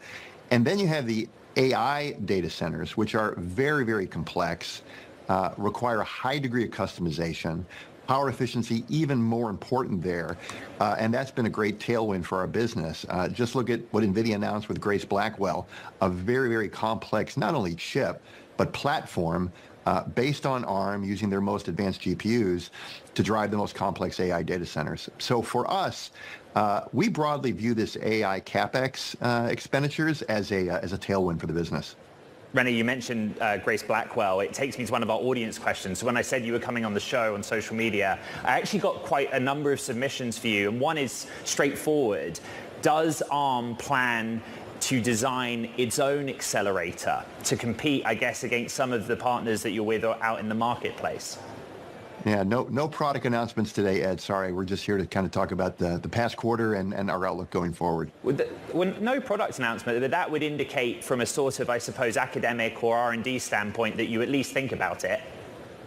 We think about a lot of things, right? I mean, our technology, as broad as it is, as many markets as we can play in, my job is to think about a lot of things. So I think that's a safe statement. Away from the sort of scale of infrastructure and data centers, I think the AI PC is something that's pretty much dominated the news cycle so far in 2024. One of the other audience questions was, when do we see sort of a truly competitive ARM-based Windows product that can take on the performance of Macs or Apple's own silicon that goes into a Mac? I know that you think about this field a lot, but on the competition side, what do you make of that question? Yeah, so I want to be respectful of my great partner Apple and their ecosystem, but there are some great products out there today. Dell XPS has some amazing technology. The battery life, I think I was reading online. In fact, I was looking to buy one of them. The advertised battery life is 19 hours. Now, for a Windows machine, that's rather unprecedented in terms of battery life, all-day use, don't need a brick. So Dell and Michael and his team have done an amazing job developing some great products. So I think there are great products out there today. For all of the AI PC announcements, are there any examples of things that actually sort of translate into revenue for ARM? Well, again, when you think about AI PCs running on ARM, that's revenue for ARM. And I think the way we think about the AI PC Windows on ARM market is probably less about the shipments this quarter, but the long-term trajectory. I think what you're now seeing is single suppliers that are in the market today. We've heard from a lot of sources that in the upcoming years, there's going to be more and more vendors building chips for the Windows on ARM market. That's just going to be great for us because not only does it fill out the choices of units for the end market, but it's going to drive growth for us. So I said a few months ago that I thought ARM could be a 50% market share in the Windows market in 5 years. I do believe that. We're about 100% of the Apple operating system, so 50% of the Windows market doesn't seem too ambitious in 5 years. 4 quarters ago, probably a number of years ago, you and I might have started a conversation talking about the smartphone market. So we'll end there. What's going on in the smartphone market right now? And whatever is happening at sort of an industry-wide level, is there anything specific relating to ARM at the high end of the smartphone market vis-a-vis sort of lower-end models, the middle market, that you can tell me about? Yeah, I don't want to sound like a broken record saying the trends that are going on in the smartphone market are good for ARM, but I'm going to say that because what we're seeing in the smartphone market is while unit growth has been modest single digits, there's been significant growth in the premium segment, the high end. And for ARM, that's where we draw the highest level of revenue. The reason for that is we use version 9 up in that area of the stack. That's a much higher royalty rate than the previous version. And those version 9 smartphones in the premium space, they use a lot of ARM processors, in some cases 12, 4, 14, 16, depending on the mix. So it's a true compute platform solution, which drives growth for us, which is why in the last quarter, where units were single digits, our smartphone royalties were up 50% year on year. I had a similar conversation with Lisa Su of AMD yesterday, but is that reflective of a broad market movement, or is it something special ARM's doing to outperform in the market? I think it's a combination of both. You know, a number of years ago with version 9, we added some significant compute capability that was really to drive performance. Now what we're seeing, particularly in the near term and going forward, is the SKUs that are being built, people are trying to put as much compute performance as possible in those phones. You know, for example, when you think about the large language models such as Llama or Gemini, when those phones were developed, those models didn't even exist. So not only are you having to run all the complex software, the camera apps, but now you want to run an AI workload. So people are just putting as much compute as possible into those high-end chips, which is good for us. Rene Haas, CEO of ARM, thank you very much. And for what it's worth, the stock hit session low, down 16.2% during that conversation, but a lot learned. Let's stick with earnings and look at Etsy, which released their second quarter earnings on Wednesday after the closing bell. Etsy CEO Josh Silverman joined me earlier to talk about it. Have a listen to this. We're really proud of the fact that in an environment where we're really swimming upstream with a really tough macro, and I think the story of this quarter has been, for discretionary products in particular, it's a tough time. And that's hitting the consumer directly, basically. It's hitting the consumer directly. Wells Fargo published a report just recently saying 60% of Americans say that by the time they're done paying their essential bills, they have very little money left over for anything else. And yet we are actually maintaining, we have roughly the same number of active buyers as our all-time high, 91.5 million. We came in actually above the top of our guide or at the top of our guide on every metric. So we're really proud of how we're doing, and we're aware that it's a super volatile macro. But in this time when we're swimming upstream and maintaining, we're building muscle that we know is going to make us stronger. And most importantly, we're not letting ourselves be dragged down. We're in a moment where there's a race to the bottom right now around who can sell things the cheapest. And Etsy is not focused on that. We're focused on making Etsy even more Etsy, leaning into our point of differentiation. And to your point about AI is going to be so helpful for us because, as you know, there's over 120 million things for sale on Etsy, and every single one of them is unique. Every single one of them is made just for you. So organizing that in a way that's easy to navigate is a very tough challenge. There's no army of humans you could hire to do that. But LLMs are really good at organizing huge amounts of information in a way that's easy for humans to understand.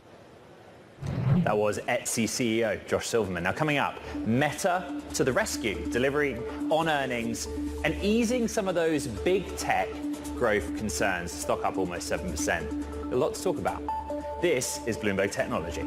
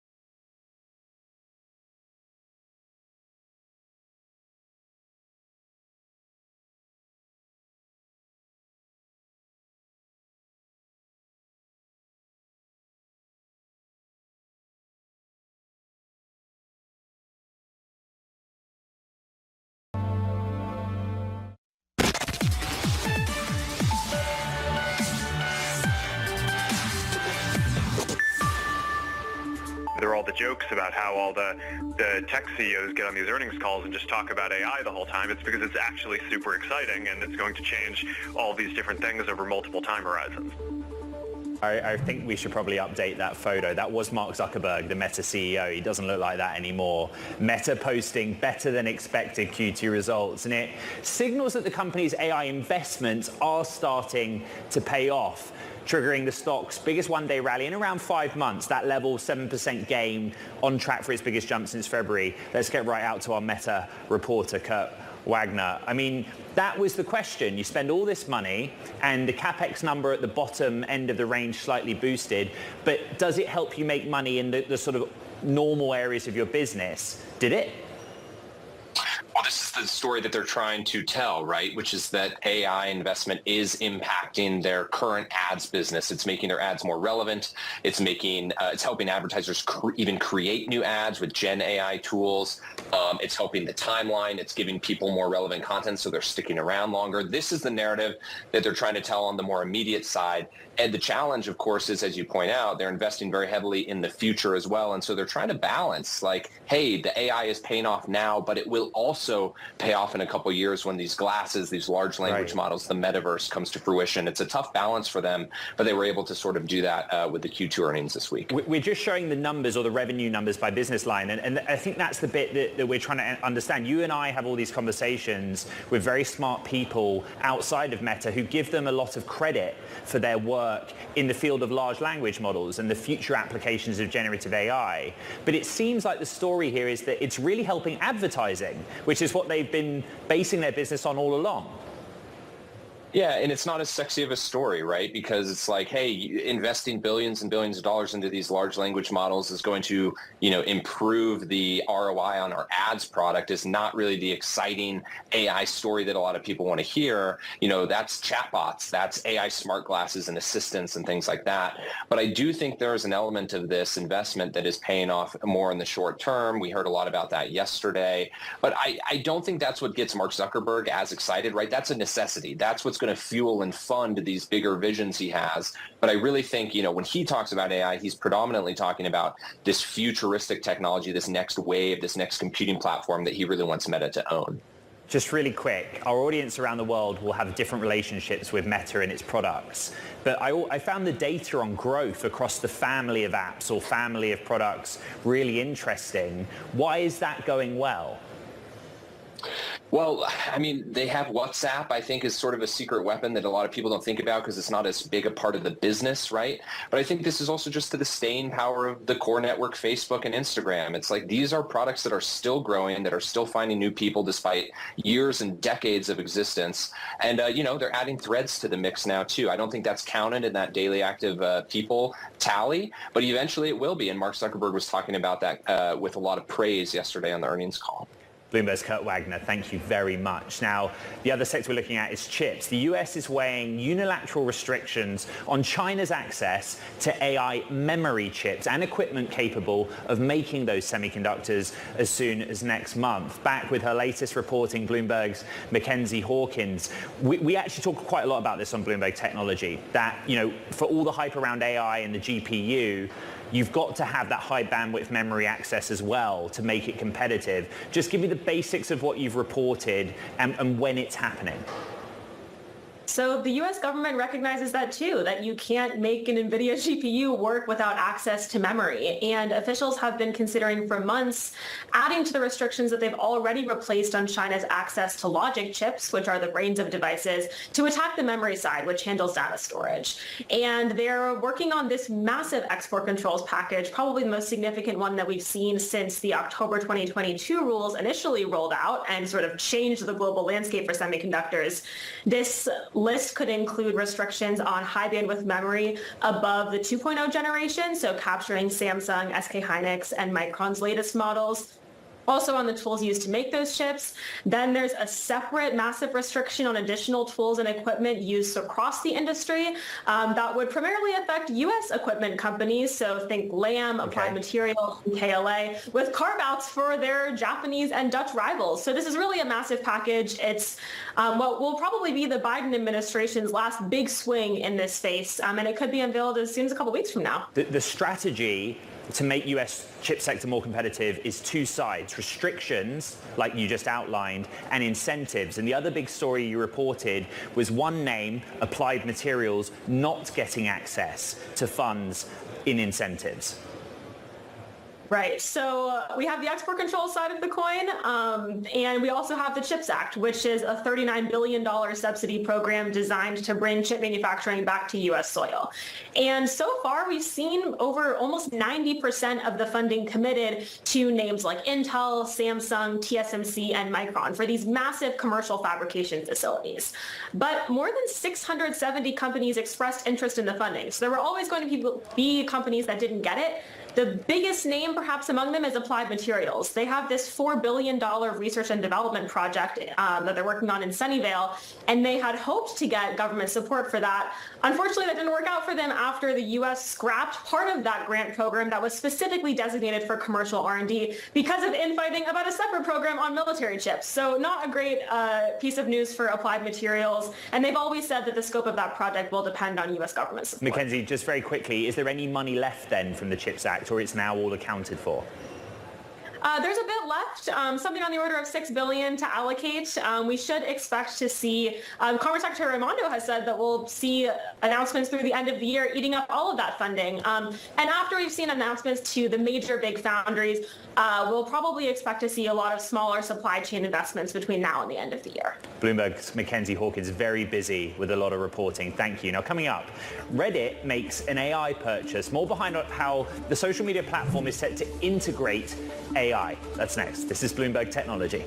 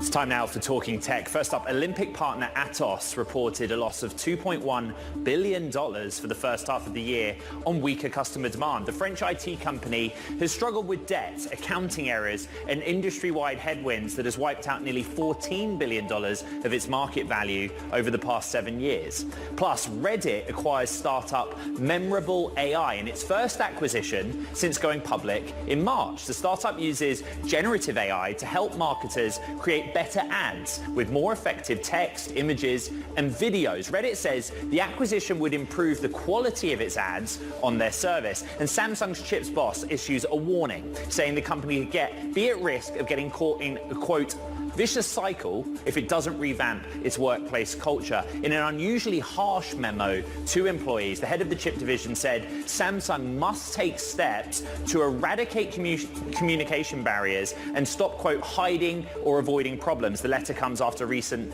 missteps by the company in supplying memory chips for AI. Now, coming up, we're going to be joined by Denny Fish, portfolio manager at Janus Henderson, to dive deeper into Meta and the other tech earnings. Real quick check on shares of Mobileye. So this is the Jerusalem, Israel-based maker of chips for advanced driver assistance systems. That stock down 20%, trading at a record low. Why?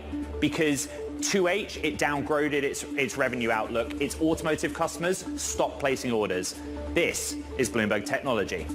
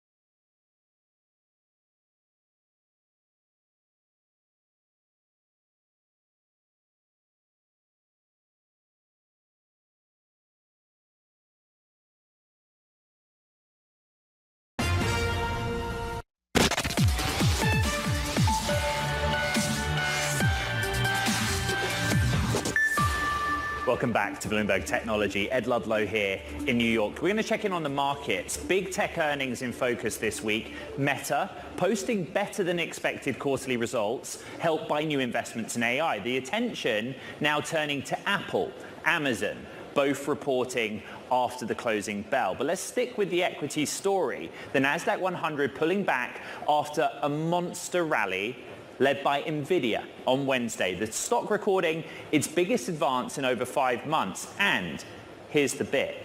Adding a record $329 billion to its market cap, destroying the single-day record that it had previously already owned. There's a lot to talk about. Let's keep the conversation going. Denny Fish is portfolio manager at Janus Henderson Investors, and let's start with NVIDIA. We say it's a moment in markets history. It broke its own record, but it's one of the bigger positions you hold, Denny. So when you see the red headline on the Bloomberg terminal, how do you react? How does that make you think?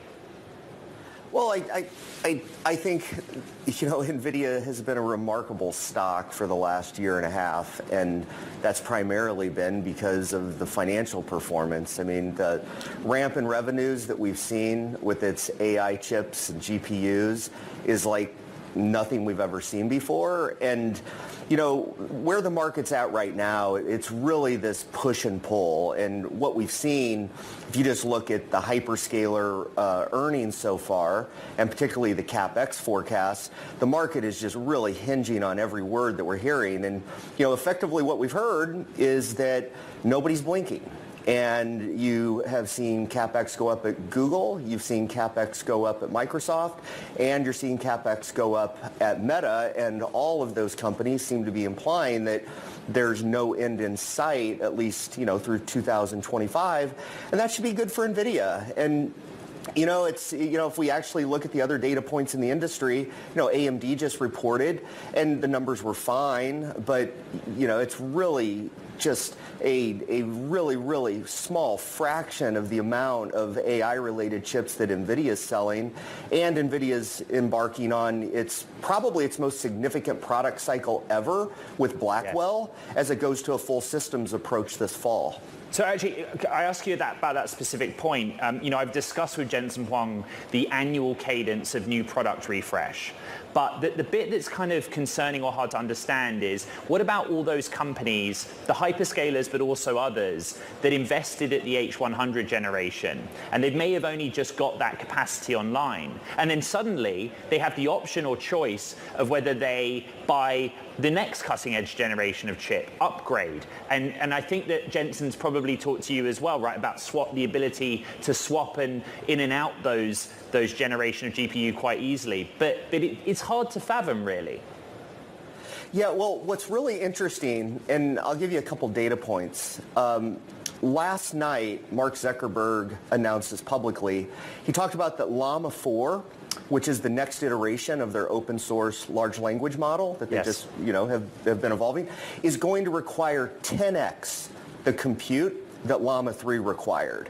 And why that's important is, if you talk to the leaders in industry, you'll hear a comment, and that comment is, we want tomorrow's GPUs. And the reason you hear that comment is because one of the single biggest bottlenecks to actually advancing these large language models, whether it's OpenAI, Anthropic, Google with Gemini, Llama, whatever it might be, you need increased compute power.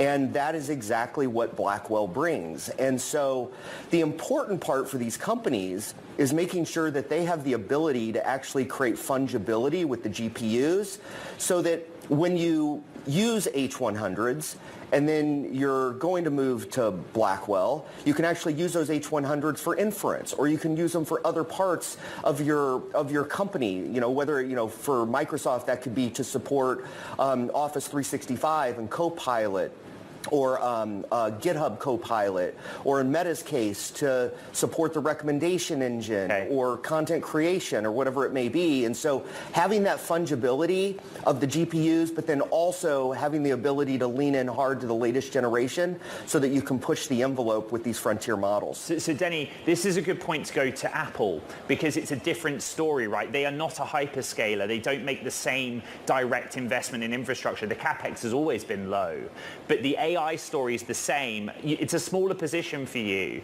but your approach going into this evening. Well, it's always hard going, you just never know, right? Okay. You know, we're here on the day of earnings. But here's what I can say. We were really impressed with Apple Intelligence and what we saw. You know, the world was waiting to hear what they were going to deliver. It's not ready for prime time yet. This is unlikely to be a massive cycle, you know, with the 16. But as we start looking into next year, and if they get Siri right, and they're actually, here's the beauty of the Apple model. All this CapEx, this $200 billion plus that the hyperscalers are deploying into CapEx, Apple gets to leverage that because they are the gateway to the AI-enabled internet, you know, through the iPhone interface. And I think that's really underappreciated as it's related to Apple. It's a very capital-efficient model. And Denny, sorry to jump around, but Amazon, I mean, I think with the focus then switches back to AWS and whether the CapEx story and the investment cycle is still intact. Yeah, so, you know, Amazon's a little different. And the reason it's a little different is, you know, as I mentioned, if you think about Alphabet, you think about Microsoft, you think about Meta, and that fungibility element of GPUs and capital expenditures. Amazon doesn't quite have that. You know, they can't really repurpose a bunch of GPUs into their core business because it's not a daily engagement app like Office 365 or Copilot or Meta or Search. And it really does hinge on their ability to provide the underlying compute for other companies. And so they're really in a push and pull of, you know, having been the dominant provider of cloud computing services for the last 15 years and now pivoting their business to try to compete as aggressively with Microsoft and Alphabet in this next generation of cloud compute, which is AI enabled. Denny Fish, Portfolio Manager over at Janus Henderson. Really appreciate it. Thank you. Some breaking news crossing the wire. We're getting more details on the prisoner swap between the US and Russia, where Wall Street Journal reporter Evan Gershkovich and former US Marine Paul Whelan are being returned. Vladimir Krasikov will be released in the historic 7-count prisoner swap. Krasikov was serving a life sentence in Germany for the 2019 killing of a former Chechen rebel in Berlin. We'll bring you any additional updates as they cross the wire. President Biden plans to deliver remarks at noon about the Americans freed from Russia. Okay, back to one of Bloomberg Technology stories. Amazon is showing interest in robot software maker Covariant. That's according to sources. The company, which was founded in 2017, has raised $245 million from investors, and it was valued at $625 million in a 2023 funding round. Joining me is Bloomberg's Katie Roof. And Katie, you and I broke this story together last night, along with Bloomberg's Spencer Soper. It's very in line with what Amazon's focused on. Give me the details that we know. Exactly. And so this is a warehouse robot software maker using AI.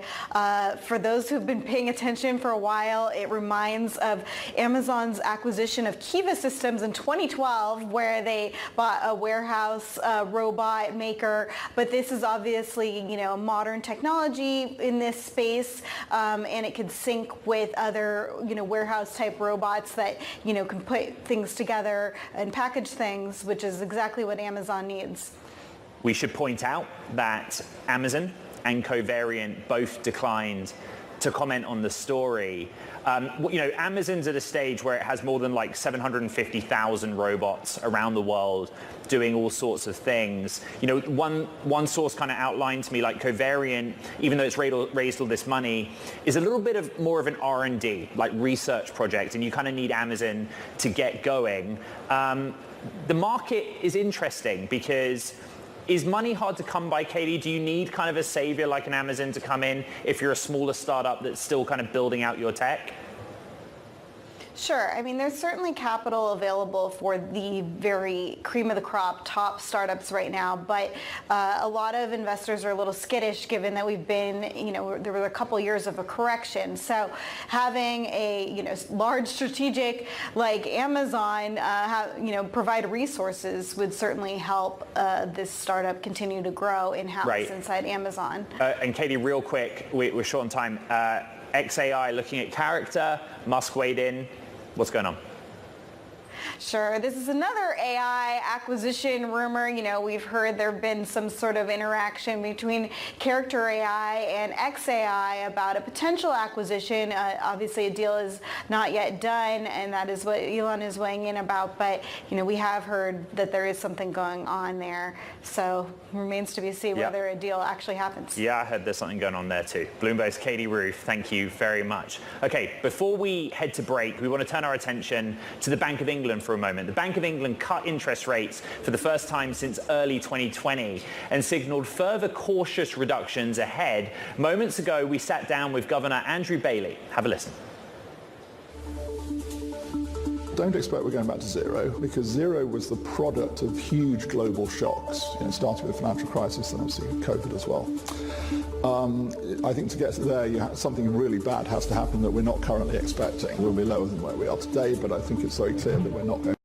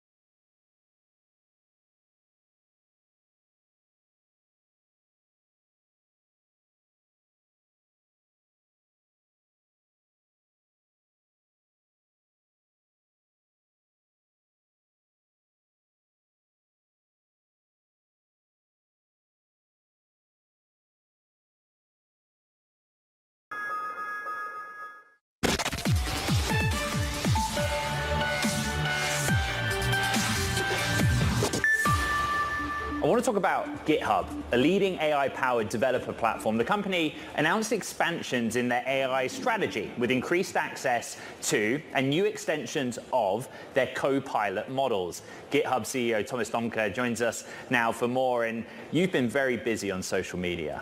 You've been hinting at what you've been working on. Now's the opportunity for you to talk about it a bit more explicitly. What's going on? It's an exciting day. You know, I'm so full of energy this morning. With GitHub Models, we're bringing the power of industry-leading AI models, small and large, open and closed directly to the over 100 million users on our platform. And, developers are no longer just writing backend and front-end code. They have to integrate different machine learning models right into their apps, and we want to catch them early in the developer lifecycle. So we're giving them access to popular models like Llama 3.1 or Mistral, Large Tune, of course, the OpenAI GPT models, Microsoft's models, for free right on GitHub, so to enable them to explore, to play with these models and put them into their apps. And when they're ready to go to production, to give them a glide path into Azure AI. You said on X that hint, it's not Copilot, but it's not AI. Just explain in layman's terms what you were trying to get at with that. Yeah, in the past, when I was on the show or when I was on media, we talked with an AI at GitHub mostly about Copilot, our AI pair programmer that helps developers write code. It helps them, to do the work on a day-to-day basis. With GitHub models, we're giving them a component to put into their app. If we're giving them access to models like Llama, Cohere, AI 21 Labs that they can play with, that they can send prompts to, and then put that model, into the application code and run their own scenarios on top of these models. So it's not Copilot, but it's AI and it's machine learning models readily available for developers. The other big news of the week came during Microsoft's earnings and the discussion around GitHub. It's your growth. I think the number to go to is the annual revenue run rate of $2 billion. For you, Thomas, that seemed like a really important milestone. Why? It's important, from two perspectives. One, 6 years ago, I was part of the team at Microsoft that acquired GitHub, and we had high hopes for this to be a successful acquisition. So I think, the $2 billion revenue run rate shows that we have done a good deal at Microsoft. We not only bought a company, but we actually invested into GitHub. We set on the power of this developer community to create, an ever-growing revenue stream. In the earnings before this one, we said we are growing 45% year over year. This time we announced that the run rate is now over $2 billion US. And more so, in the last year, 40% of our growth came from Copilot. 77,000 organizations are now on Copilot. It's no longer, about the early adopters. Copilot has crossed the chasm. The question really everybody needs to ask themselves, am I part of the early majority, or am I going to wait and become, the laggards of adopting AI technology in my developer lifecycle? Thomas Doehmke, CEO of GitHub. It's great to have you back on the show. Great to catch up. Thank you very much. Now, coming up, we're going to be joined by Rachel Tipograph, CEO of Micmac, to dive a bit deeper into Meta's ad performance and try and join the AI story to the advertising story. That's next. This is Bloomberg Technology.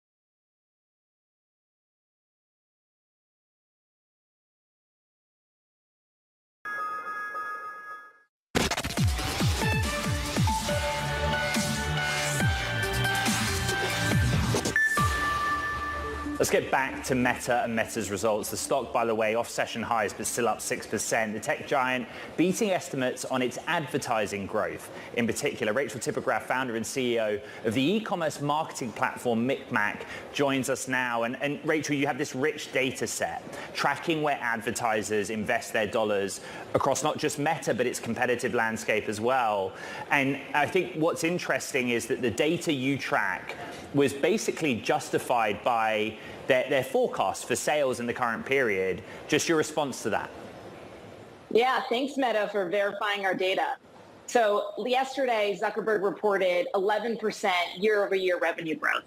Micmac works with over 1,700 of the biggest brands in the world, powering their commerce media. What did we see in our data? We saw 10% year-over-year revenue growth. So it's absolutely spot on.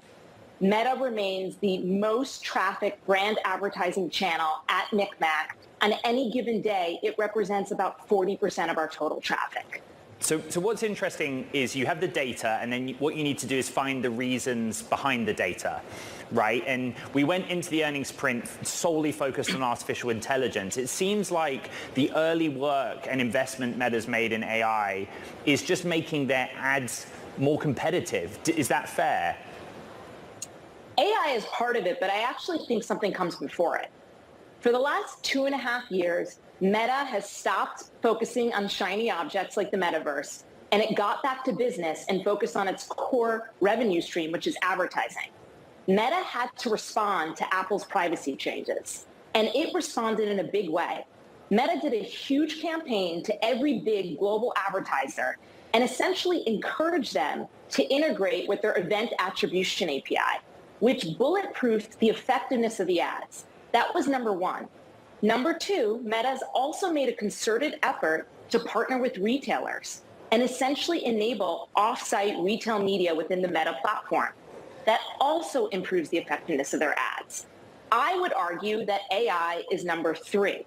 What AI is doing for Meta and for really all advertising platforms is lowering the barrier to entry. One of the major barriers to entry in advertising is creative. And so if Meta can remove that barrier, it actually opens themselves up to any business on the planet. So I suspect with the investments in AI, you will see their small, medium business advertising grow. So I want to linger on that point a moment longer. We just showed the pie chart breaking down where advertisers are placing their money. The story is the one that you're telling at least, is so similar to last week with Alphabet. Again, we went into it really focused on AI, but the biggest contributor to growth was just the search business, the legacy business. 100%. It's all about making every dollar stretch for the biggest advertisers in the world. You know, on top of the big tech earnings, you've also had the big CPG earnings in the past few days. And what they're struggling with is top line growth. Where is top line growth going to come from for these advertisers? Investing in channels like Meta, Google, and TikTok. Going back to that pie chart, what you also see is, yes, Meta is the most trafficked source within the Micmac platform. But what's number two? TikTok. TikTok now represents 20% of our total traffic. If we were speaking 4 years ago, TikTok wouldn't even be in that pie chart. So if I was Meta, I think the big headwind that they now need to worry about is TikTok. And they alluded to that in their earnings as well. They did allude to it. Okay, so let's look at it from the opposite perspective. TikTok faces a divest or ban scenario in the United States. If you're an advertiser, why would you keep putting dollars into that platform if you know that that's a potential risk down the road? Because of the effectiveness of TikTok. The reality is with advertising, it's very easy to move dollars from channel to channel. We've been on the show. We've talked about X in the past. We saw 100% decline in X traffic. Did that matter to advertisers? No. They just reallocated the dollars elsewhere. So until something actually happens with TikTok, you will continue to see brands invest in that platform because of the effectiveness of the ads. In 1 year, we've seen 190% year-over-year increase in TikTok traffic.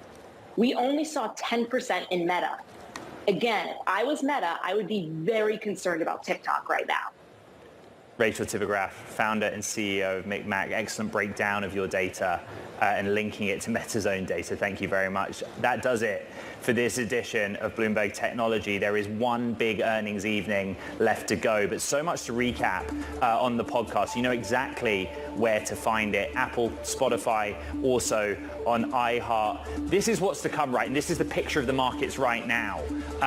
We await Apple, which is down 0.9%. We await Amazon, which is down 0.9%. AI is going to be the story, but as our guests outline in the show, in very different ways. Meta off session highs, but continues to trade on track for its biggest jump since February of this year, with at the index level, the Nasdaq 100 down significantly now, down 1.5%. Nvidia a part of it.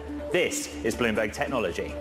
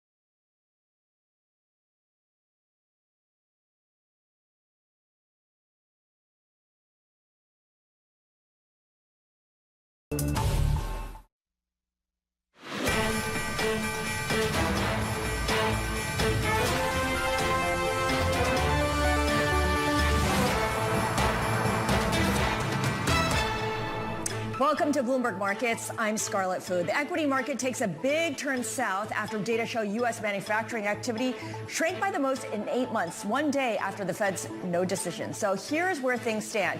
Bad economic news is being interpreted, is being seen as bad for stocks, no matter the size. So you look at the S&P 500 and the Nasdaq 100 stocked with the biggest companies in the U.S., each down by at least 1%. They're at session lows. And of course, for the Nasdaq 100 and the S&P, we should mention this comes points before Apple and Amazon report their earnings after the bell. The Russell 2000, of course, stuffed with small companies. They had been the beneficiaries of rotation away from tech.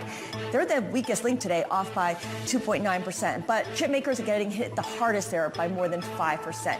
By the way, the VIX is also moving higher, approaching 18. Today's data points included weekly jobless claims hitting an almost one-year high in manufacturing, shrinking the most in 8 months. Bonds rose, and that pushed yields lower as traders are now more convinced the Fed will cut rates in September. They're now pricing in 3 rate cuts this year. So to put that all into context for us, let's go now to Natalia Knežević to give us some equity movers and some more details on what we're seeing in today's trade. Natalia? Hi, Scarlett. Let's start with those bets on interest rate cuts. We now see that the market is pricing in 3 rate cuts by the end of this year. Of course, that came on the back of yesterday's Federal Reserve's meeting. Today, we also got, as you mentioned, weaker than expected economic data, jobless claims, and ISM manufacturing. But now some traders, if we look at the price reaction in the stock market, are concerned that maybe weak economic data is getting bad for the stock market. Let's flip up the board and look at some of the biggest movers today. Of course, Tesla, it is up by 6%. The key takeaways from the earnings report is that sales came better than expected, and targeted investments in AI will be helping the company to sell advertising in a more targeted way for its consumers. So we got a couple upgrades on the stock. It keeps moving higher. Let's take a look at consumers segment. We got really interesting reports from 2 burger chains. So the first one is Wendy's. The stock is down by almost 1%. The company cut its guidance, and it posted weaker sales across all chains. And this is another indicator that higher prices are hurting U.S. consumers. But on the flip side, we got Shake Shack. This stock is absolutely soaring. It's up by 15%. The company raised its full-year guidance, and analysts are pretty optimistic about the stock. Let's look at positioning and flows. It's also important when we look at market moves. So this chart shows CTAs, commodity trading advisors, positioning. Typically, the way they operate, when the market moves up, CTAs and other systematic funds, they increase exposure. When market goes down, what happened last week, they reduce exposure dramatically, and the stock market really feels this pain. So this chart shows that last week they reduced exposure by about 50%. That's one of the biggest declines over the past year and a half. And as of now, the biggest question is, will they keep decreasing their leverage to U.S. stocks or not? And some analysts I spoke with, they say, yes, there is still room to run, and now everything depends on fundamentals such as earnings. It all comes back to earnings. Natalia, thank you so much. As always, fantastic wrap-up of their equity movers as well as the positioning we see in the broader equity market. Now, it is a big, big week for central banks. The Bank of Japan and the Fed yesterday, of course, and the Bank of England today. And for the BOE, today's decision featured the first rate cut since early 2020. Investors snapped up UK bonds, and higher price means lower yields. That means the yield on the 2-year was down the most since last December, as investors brace for further easing from the central bank. Bloomberg's Francine Lacqua sat down with Bank of England Governor Andrew Bailey. Take a listen. Well, we were looking for, in a sense, for sort of confirmatory evidence. We weren't looking for something to change necessarily. It was confirmatory evidence. We had that. I think we had, certainly in my own view, is we had that. But we will be looking at this framework and saying, are we seeing this sort of rather more benign comp process which we can sort of further confirm?